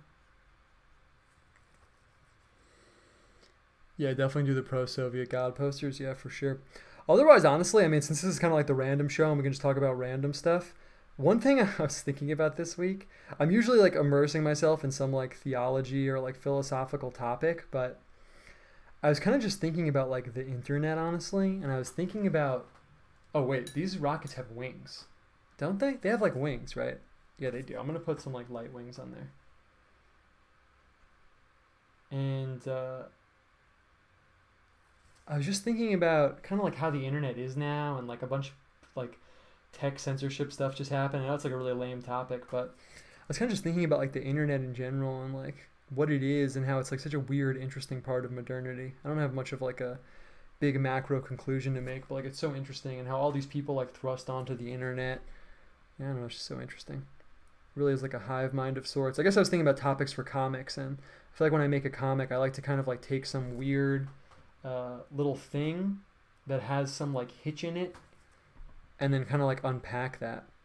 So I have this like cryptid comic going on. That one's going really well, but I just felt like there was something about like I'm kind of interested right now in like, I guess you could say just a tiny bit I'm interested in like creepiness, and like what creepiness is and has to do with like, you know, the soul and like spirit and stuff like that. And I don't know, there's something interesting just about people like going online and like clamoring for like views, and they all want these like eyeballs on them, and how so many people like, you know, get destroyed almost by this concept of like all these eyes watching you and like fighting for like views online, and like even just how kind of creepy and like dark religion-y that is. Like you're fighting for views, and you want these like views and people to be watching you and counting these numbers, and I don't know. Like I said, I've been thinking about comics and stuff and the comics I'm working on, so in between being like hyper obsessed with like various theological topics, that's something that kind of surfaced in my mind. I guess the creepiness thing came from thinking about cryptids and stuff like that. Creepiness is never really something I resonated with too much. I always found it like kind of disturbing, but okay, I'm gonna make the fire here look dope. Okay, I have too much paint on my brush. Perfect. I kind of want it like curling up. We get kind of like a curling up fire going on over here. Nice. Because, yeah, the creepiness does intersect with, like, theological art a little bit. Like, you get, like, Hieronymus Bosch painting, like, scenes of hell and stuff like that. And, I mean, that's got to be one of the most famous paintings of all time. People love it. People love that painting. But then you ask yourself why. You ask yourself, I can never tell if creepiness is, like, self-indulgent, or if it's, like, macabre, or, like, focusing too much on, like, the darker aspects of life, or if I'm the one who is shying away from like the darker aspects of life, and that's like why I don't like it, you know? I had this professor once a really long time ago who was really into like Gothic literature and horror and all that stuff, and he told me this story. I never tried to validate it, so I don't know if it's true, but it's interesting either way. He told me the story that some of the first like Gothic and like horror artists and stuff, and these guys writing these creepy books and shit, had to like justify why they were doing it. You know, people had the reaction of like, what are you doing? Like, why are you making all that? This looks dope over here, this rocket, actually. That looks sick. People were like, you know, why are you doing this? Like, why are you making all this like creepy art and horror and terror stuff? And what he said was their response is that terror and horror is part of the religious experience, and that the feeling that you get when confronted with something like larger or more powerful than yourself is part of how the self like relates to God naturally, because God is like awesome, but that word awesome has a connotation of, you know, like a skateboarding trick could be awesome, but also like if you see a huge tidal wave coming towards you that's going to destroy you, I mean, that's awesome also. You know, it literally inspires like a sense of awe. And he said that's part of how these guys making this first like horror and like creepy and like terror-based art kind of like quote unquote got away with it, because that's what their excuse was, whether it's genuine or not. I don't even know if this is true, but it's a story this guy told me, and I think the story is like very interesting and has some like true things in it, whether or not it actually happened. Because that is true, like part of the experience of, you know, unpacking like what God is and our relationship to God. I mean, of course, there's like a terror element to it, you know. Proverb says that the fear of God is the beginning of wisdom. But I don't know, I can't really shake the feeling that there's something about like creepy and like terror, horror-based art that I find very like indulging in like the worst parts of the mind in a way. So I wonder what you guys think about that, because I can't really like unpack how I feel about it. It could also be like the art that I'm thinking of, like Hieronymus Bosch painting scenes of hell. I mean, yeah, that's pretty awesome, but does that have a relationship to like horror movies and like terror-based art and stuff? I mean, I don't know. I guess it does, but it also kind of feels like it doesn't, right? It's hard to kind of unpack that. Okay, I'm just going to wing in this fish skeleton right here. Perfect. Did I miss anything? No. No one said anything. Everyone's completely enraptured with what I'm saying, and they are content. That's great. Okay, so I'm going to throw in this kind of like fish skeleton. I don't think I nailed exactly what a fish skeleton looks like, but I'm cool with it. I just don't know what's in the fins. I feel like it's probably something like that. Close enough. It's close enough for me. The rocket actually looks like a modern version of those Mayan drawings, a la Ancient Aliens. Yeah, it does a little bit. Yeah, it does. I'm going to bring the light in a little bit closer. There we go. Perfect. Okay, this is looking dope. I was a little worried about committing to the fish skeleton, so I'm just going to make sure it actually looks like a fish. It has a little bit of a Mayan vibe, like you just said, but this is what I'm missing. These upper parts up here, that's part of the fish. There we go. Perfect. Perfect, or good enough. Great. I need more symbolism stuff. We can talk about Lovecraft and creepy stuff for sure, but I need a little bit more symbolism stuff, or I'm going to break the tradition of entirely crowdsourcing it from you guys. So I feel like we could put something on the bear here. If I was painting this on my own, you know, drop of blood, teardrop or something. I've been deploying that a little bit too much lately, but it always looks really fresh. So got that going on. Something over here. Maybe I'll put a satellite. I'll put a satellite up over here for sure. And then I don't know. And then the last spot is really have these two spots up here where some kind of like diptych, some type of like dual symbolism here, left and right. I did say I was going to put a two-headed fish in the sky. That could be really dope. But let's see. I'm going to throw down a satellite though, and I'm going to throw down that kind of like cubic sci-fi kind of satellite where so much paint on the brush, where it's like the rectangle and then you get the two kind of like solar wings, I guess, pointing out of it. And someone asked me a good question.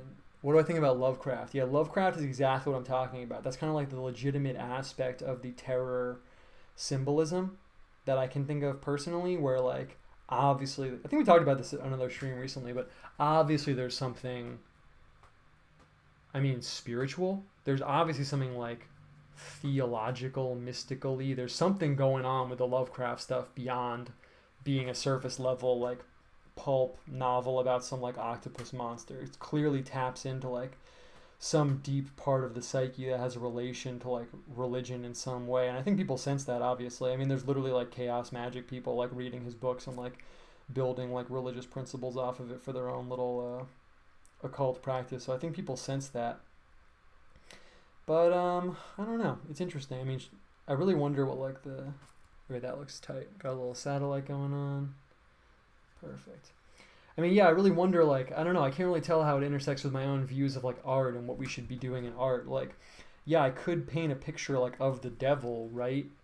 But, I don't know, in some sense, wouldn't that be, like, glorifying the devil? Like, that's something else I've tried to unpack a lot. It's like, I think part of the reason why I dislike art about negative or creepy or dark things even is that I feel like, unlike literature, there is something about art where, like, when you make an image of something, you are glorifying it in some way. I think that's part of why I hate like really ugly oil paintings. And then if you talk to the artist and they're like, or you read about the artist and they're like, oh, well, it's supposed to be ugly. It's all about like X, Y, and Z. Like, I don't know. I really hate that, honestly, because like I said, I feel like unlike writing, like you could write a book about like a really bloody like battle and a war and stuff like that. Or like you could even write a book like, I don't know, like Lolita or something. Like you could write a book about like the dark part of the psyche, and I feel like it just doesn't have the same effect as like a painting of those things. I mean, you could paint a bloody war, but you know what I'm talking about. Like, you know, if you could read a book about like a murderer, right? But that's not the same thing as oil painting a guy getting murdered, right? I feel like there's something about the visual representation that kind of glorifies it. Maybe it has to do with the difference between sight versus pure thinking. Maybe it has to do with like the role that images have classically played in like every single culture, but I don't know. There's something interesting there for sure. Okay, got the satellite. I might have to outline it, hit it with a little bit of white so it stands out more. Tower, dual symbolism, acorn and oak, egg and bird. You know, actually a tower opposite the rocket would be sick. Because tower, rocket, they kind of would like offset each other. The only question is how and if I want to do that. Because what I'm thinking is if I did that, the tower would really have to be white if I wanted to get that parallel going on. I'm going to do it. I'm going to drop a white tower over here. I think that's a really good idea, whoever said that. Yeah, it was Wasu Mion. That was a good call, actually. And it's going to be a white tower. Maybe it's like an ivory tower. That's a fitting symbol, and I'll use the flame color as the top of the tower, which normally I paint in as a different color anyway. But let me know what you guys think about the creepy art thing. I'm actually really curious if I'm kind of like alone on that or what. It's also like I've spent a lot of time in museums and I've seen so much disturbing art there. I'm not talking about like me painting it. I'm just kind of like philosophically like musing about it. I'm not gonna change gears and start painting like horror scenes and stuff. That would be a pretty big gear change, but I don't know, just philosophically it's kind of interesting. I know that's something that Renaissance and medieval artists did sometimes like quote unquote get in trouble for, like sometimes when they were going too hard on the creepy symbolism, they would have someone step in and be like, okay, chill a little bit though, chill out a little bit. Okay, I'm gonna throw in this kind of roof over here. Perfect. Man, the rocket tower juxtaposition is sick. That's tight. I'm going to use that in another painting for sure. So that's something else when I do these kind of shows. Also, like, you know, this is full Bob Ross status again, but whatever. I don't really care. People always think of painting as like so formal, but you know, it feels so good to just like lay down colors and images. And also when you're sketching painting like this, I feel like that's where a lot of like really good ideas come in. So it's also part of what I'm doing right now. This tower rocket juxtaposition is a really perfect example, you know. I probably wouldn't have thought of that on my own. I mean, you guys came up with it, so maybe I'll credit you if I use it or something, but it's just a perfect idea of like, I mean, a perfect representation of like, you know, you can kind of like gather up ideas and then harvest them later and use them in like different ways. I've said this before on the stream, but Chuck Close is a painter who talks about that. He's like, you know, people think the ideas come from, you sit down and you have the ideas and then you paint, but it's not like that actually. By painting, you get the ideas. And I really, really, really think that's true. Why do you wear gloves as you paint? Because the paint has a bunch of toxic metals in it. That would be really bad for me. Really, really bad. You should actually, if you're ever painting, you should definitely wear gloves for sure. Some creepy art, Saturn eating his children by Goya. Yeah, that's true actually. That's really, really, really good. Goya's paintings, I didn't think of that. Goya's paintings are a really, really, really, really good example of creepy art, actually. Nice, I did not think of that. But yeah, you're right. Most of it is self-indulgent for sure. Okay, I'm going to throw down the window over here. And then let's see, what do I want to... Oh, the paint's not dry yet, but it's okay. And how do we want to play the sky? Let's think about that. That's perfect. It's perfect. Perfect juxtaposition. Damn, I'm feeling that right now. That's tight. Okay, so let's think about this right now. We got the bear. We could put something on the bear too, but maybe we're getting a little packed out with symbols. Maybe we don't want to step it up that way too much. I'm going to put a little door on the factory. But we have this... It actually kind of just got dope. Do you feel that? The painting just got like a little bit doper. Okay. So we got this bear. He's kind of in like this deathly, like tormenty state. We got the skeleton in the lake, poisony, earthquake. So things is like not really going so well down here. He's kind of caught in this like strange state. But we have this like redemptive aspect of this like child and this like watery womb kind of thing. Eclipse kind of cements that like dark and light together. We got this angel going on. I'm going to fix his little cheek situation right now. And then I guess what we put up top is kind of going to be what decides, it's tautological, but what decides, what the top means up here. I'm kind of torn. I mean, we could put another color kind of like coming down and then get some like nice sky going on. I don't think I should put black up there because the black looks really good and the way it's like all composed and everything. Let's see, what are people saying right now? Creepy art. I asked for input on creepy art, so I think a lot of creepy art is just manifestation of mental illness of all kinds of varieties. Yeah, that's absolutely true, for sure. It's 100% the case. Do I like mole people or any subterranean cryptids? I'm going to table that question. I will come back to it, but yeah, some underground cryptids are tight. Let's see. What are we throwing down in the upper spot, in the top spot? Someone said bird and egg. That's tight. That's tight. I'm feeling it a little bit, but I don't know. I can't exactly tell. Someone give me some stuff. Yeah, it needs some color up there. Yeah, it does for sure. Someone give me some stuff and I'll think about it. I'm going to throw in a little bit of color around the eclipse.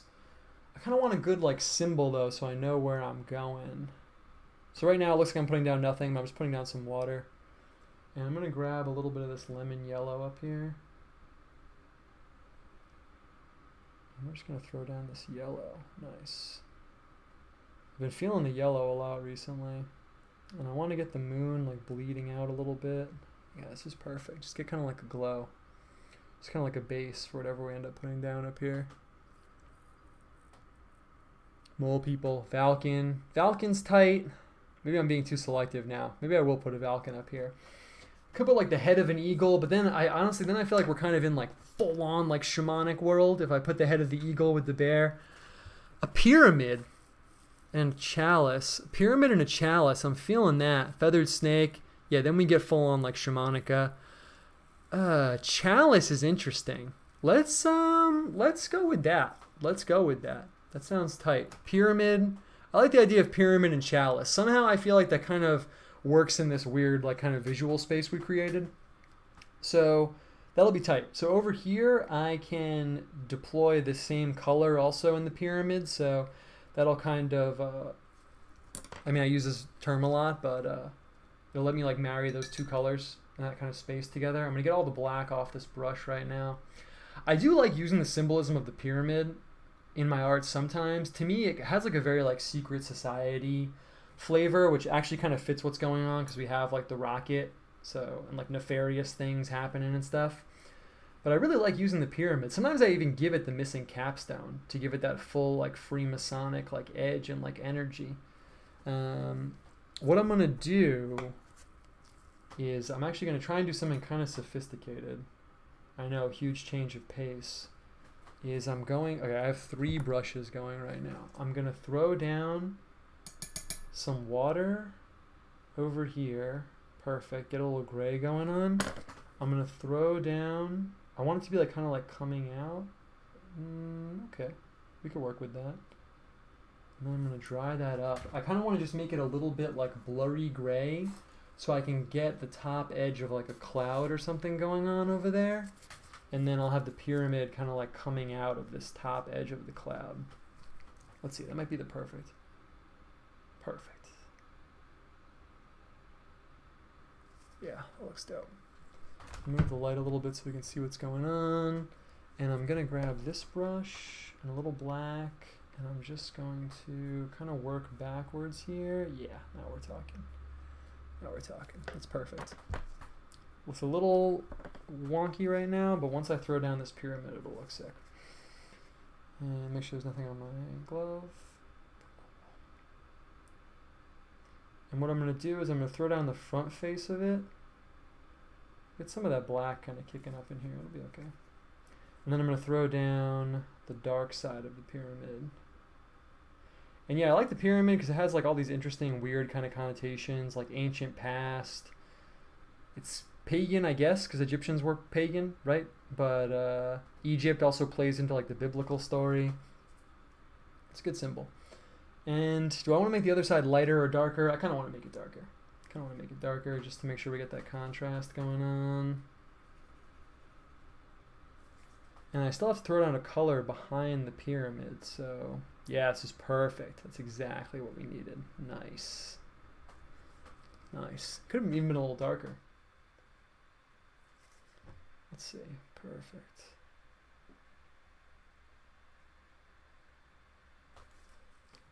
Okay. It's pretty good, actually. What color's on here? Black. And I don't know, I kind of want to get another color coming down out of the top. I might use yellow. I might just drop in the full yellow. Other idea was red chalice, and that sounded pretty sick. So I think, yeah. Peter M. said, pyramid and chalice is perfect. Egypt is image of the terrestrial empire, which ended in disaster, versus chalice, free gift of God. Yeah, to be honest with you, that's kind of what I was thinking too, man. The thing is, it's just a question if I want to... And the chalice kind of goes with the angel. It all kind of like fits together.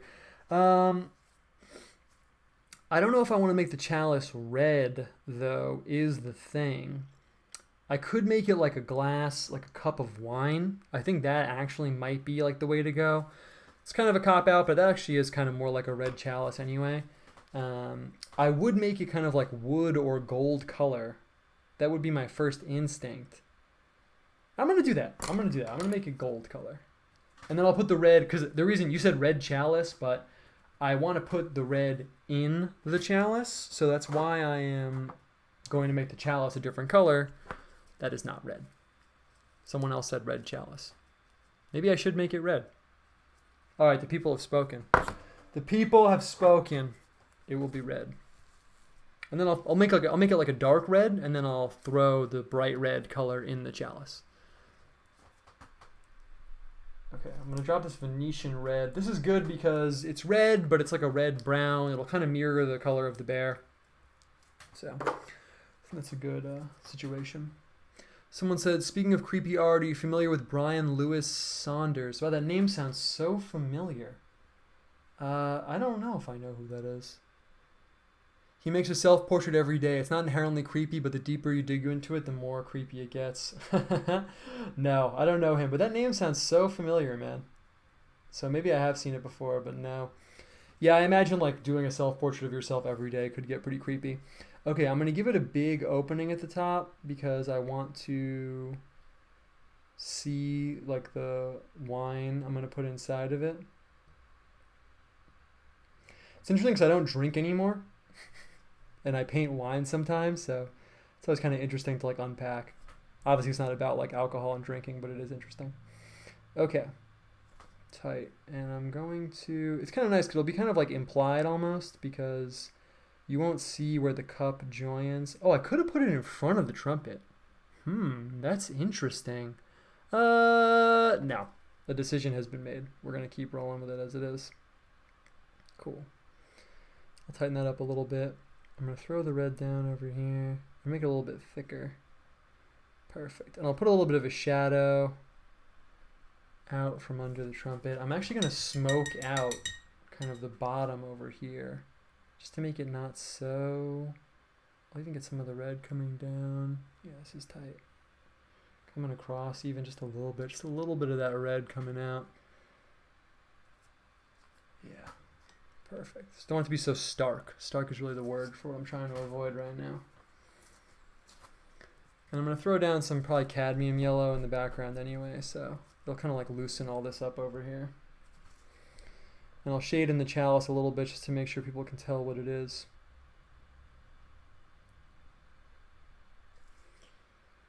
Let's see. Francis Bacon's what I think of when I think of creepy art. Yeah, Francis Bacon's pretty creepy. A lot of it, like you said, is kind of stained by like the mental illness. I don't think you said this, but someone else did. Kind of like stained by like the mental illness thing. That's definitely the case for sure.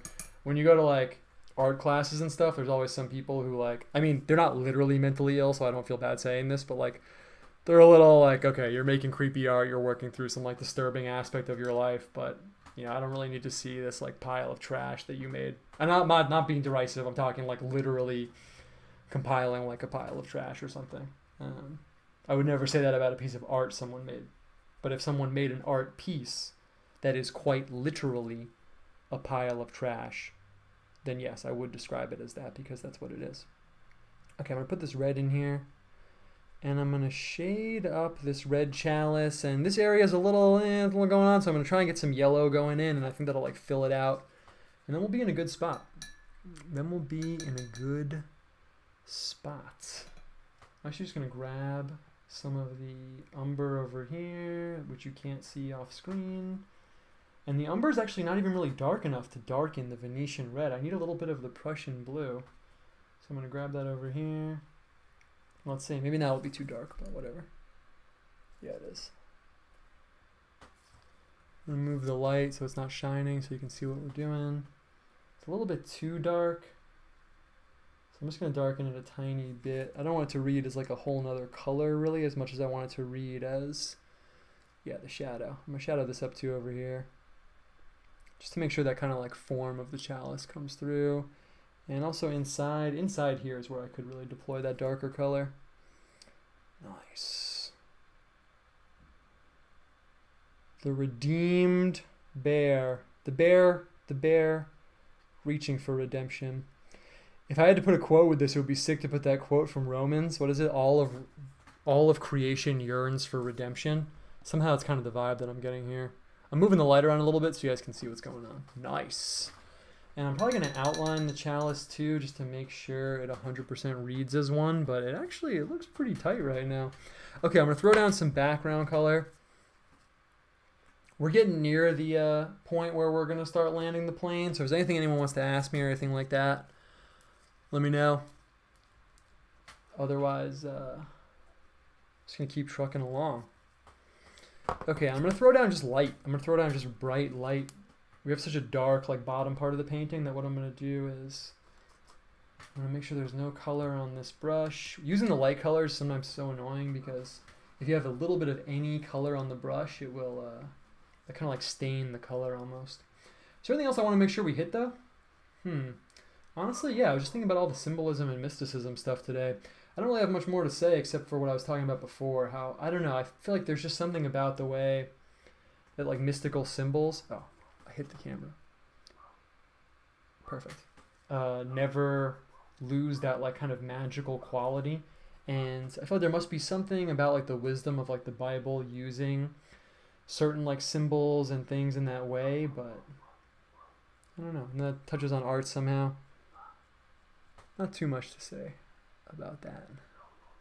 It's funny, after I did the last show, I wrapped it up. I loved how the last show went. I love how this show's going too, but I feel like sometimes when we do the show, I'm like only talking about like the images and like symbols that I'm painting. But then other times I'll go through a whole show and I'll just be talking about like the painting process itself and like what colors I'm using and what I'm thinking like composition wise. So it's kind of cool. We can do both of those things. We can talk about like the actual physical materials and like how we're deploying them, or we can just go hard on like kind of the more academic or scholastic or like theological analysis of like the actual images we're depicting. Yeah. Oh, that looks dope. God, I love laying down fat areas of color. I just love it. It's never going to get old. I'm going to be like 80 years old. I'll be like, man, red paint. Love it. Okay, cool. I'm going to throw this down a little bit here. I want some of the red to get kicked up too. It was a really dicey call putting the yellow like rough with the black. If the black kicked up too much, I would have been in kind of a weird spot, but it actually really works. It actually really works. I got to address this area over here. I mean, I should just put up some gray, honestly. Let's see. Let's see how it goes. I'm just going to kind of like fill out the white. Okay. Yeah, this is looking chill. It's looking really chill right now.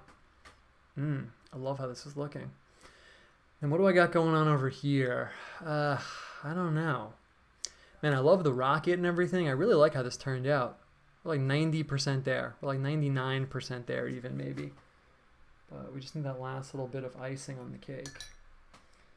But with what shall we ice the cake? I'm going to put a little orange over here too. I'm just going to kind of like a little darker in the corners. It's kind of like a Japanese art technique, but like the top part of the prints, if you ever look at like old Japanese prints, are always like a little darker, and it kind of like keeps your eye in the frame. That's kind of why I did that right now. Okay, did I miss anything? I might be reading this too much. It's amazing to me how this has come together. It started with random symbols, but now it's this image of modern industrial society as the new Tower of Babel. Yeah, that's kind of why I like doing these, man. It's because, you know, whether it's Rorschach test or some other reason, but they really do kind of come together and transcend like the random putting together of like random bits and pieces, right? It is really interesting how that happens. We try to create a perfect society and conquer the heavens, but it destroys us because it leads us to a denial of God. Yeah, welcome to my life. Welcome to my life. And yours too, actually. Shannon says little bluish up top might be good. Yeah, maybe we'll get some of that going. I could kind of bring the blue up here a little bit.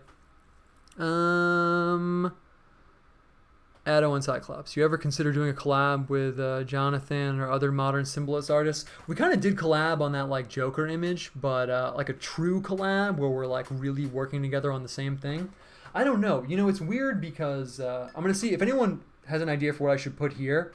Let me know. Otherwise, I'm just going to maybe go for it with like some color or something. Maybe some like water. Maybe like rain, like a rain cloud. I don't know. I kind of want you guys to come up with it, not me. But I will say something interesting about the art situation. We'll paint this in. We'll wrap this up. So we're getting near the end right now. But you asked me about the visual collab. You know, it's interesting because there's something about visual image making where maybe it's just my own preference in my own situation, but I feel like it's almost like an orchestra where you need like one conductor. You need like one person kind of orchestrating the whole visual situation. So like for the Jester image that I did with Jonathan, we were talking about like what should be in it, and he was giving me feedback on like the symbols, and you know, he actually sent me a sketch and then I sent him my drawing and stuff. But I feel like something about visual artwork, you almost need like one cohesive mind to like finally put it all together. So that was a collab we did for sure. But a more direct thing where we were both working on like the same image and you would see both of our hands directly in the final, I don't know, that'd be interesting, man. It would be cool to go backwards. The thing is, I got off easy because it's easier for me to illustrate something than it is for him to carve something. So that would be funny if I like went backwards and I was like, hey, you should carve this up, and like came up with an idea for something he should carve. And then, hey, spend 6 months carving this so I can post it on Twitter. Okay, let's think about this. Last symbol of the empty space, syringe, something medical.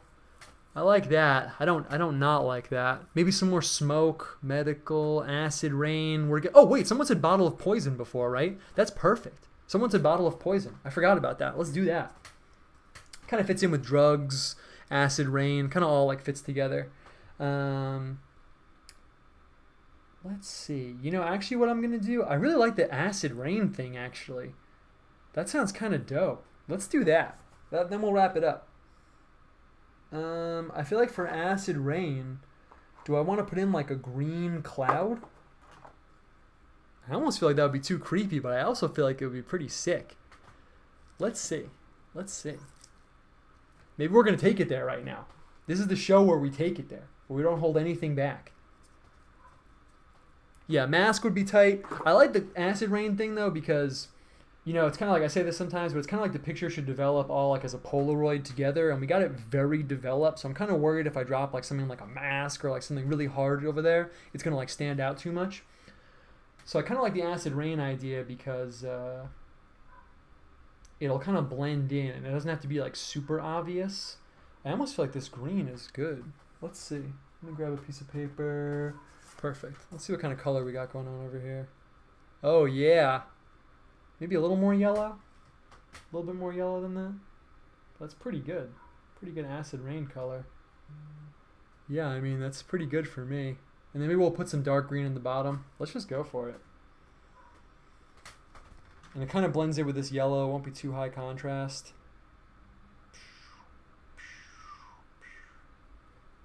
Yeah, perfect. Ugh, I love that like yellow green. I love the color yellow green so much. Such a good color. Okay. And like I said, I don't want it to stand out too much, so I'm gonna kick in a little bit of water. That's good. That's good. Nice. That is perfect. And then what? Maybe I'll just put in like the green rain, honestly. I'm just gonna do that. Nice. I should have wet this first, but it'll be fine. Nice. And yeah, touch on something Peter said in the chat. Yeah, I think that's one interesting thing about like the symbolism stuff too that you get from working with art. Like, of course, you know, we want to make things that are meaningful intentionally and like intentionally encode meaning into our images, right? But at the same time, there is something about symbols and symbolism where it's always intrigued me about art, honestly. I feel like it has something to do with like the mind, I guess, or something about human nature, but like even if you just put like two random symbols together, it kind of does mean something, you know, like if you just wrote out a huge list of like different symbols and it was like, okay, gold, fish, or, you know, a bird and a basket, or like, you know, anything, any two like symbols, it's kind of like, or more than two, but it's kind of like they always do mean something. And I think it's just because of like that deeper like informational content that I was kind of touching on before. There's something about it that always has one foot in the unseen realm, and then, yo, this is perfect. This is literally perfect. Dude, yes. Yes. Okay. I'm going to kick up a little, so yeah, it's interesting. It's almost like, you know, you can do like informational visual exercises where you're just kind of like combining like random stuff and just see what happens. So I don't want to kick up too much color here, but I just want to dull, yeah, exactly like what just happened. I just want to dull this space a tiny bit. I'm actually just going to take a little black from down here. You can do that, by the way. Nice. Man, I'm very pleased with how this came out. I'm also just going to darken this up a little bit up here. Just a teeny bit. Cool. Maybe just a little bit more black. I'm toying with fate here now. Nice. Man, this looks really good. Oh, I'm just noticing one or two things I'm going to fix up. So I'm going to outline the chalice a little bit so you can see it a little bit more. But otherwise, I think we're doing awesome here, and I think we'll probably wrap it up in a minute. So if anyone wants to ask me anything else, we can. Otherwise, we're going to wrap it up in a minute. I'll kind of do a recap, and then we'll be good. It's very powerful show. Thank you for being here. I drank a lot of coffee before I did this, so I hope I didn't seem too erratic. I was hanging out with Compot on the Skype, drank a lot of coffee, but I think it fits. It always comes together. It's like I mentioned one time before, but the Sami in like northern Scandinavia have this musical tradition. It's called Joik, because it's called Joik, but it's like they do a song, but like it's not a song like one that's written out before. The song is almost like a spontaneous like portrait of that moment that they're inhabiting. So if they're hanging out with someone, they'll be like, oh, I'm gonna like Joik you, and they'll play a song about this like moment they're having with this other person. It's kind of how I feel about painting sometimes, honestly. It's like take a little like informational snapshot of what's going on like in like a particular moment. Yeah, that's good. Yeah, I like that. I even like that rough outline. That's kind of how I feel about doing like the call-in show with you guys. It's like a little like snapshot of like everyone's like psyche together watching this like strange like internet broadcast that I'm doing.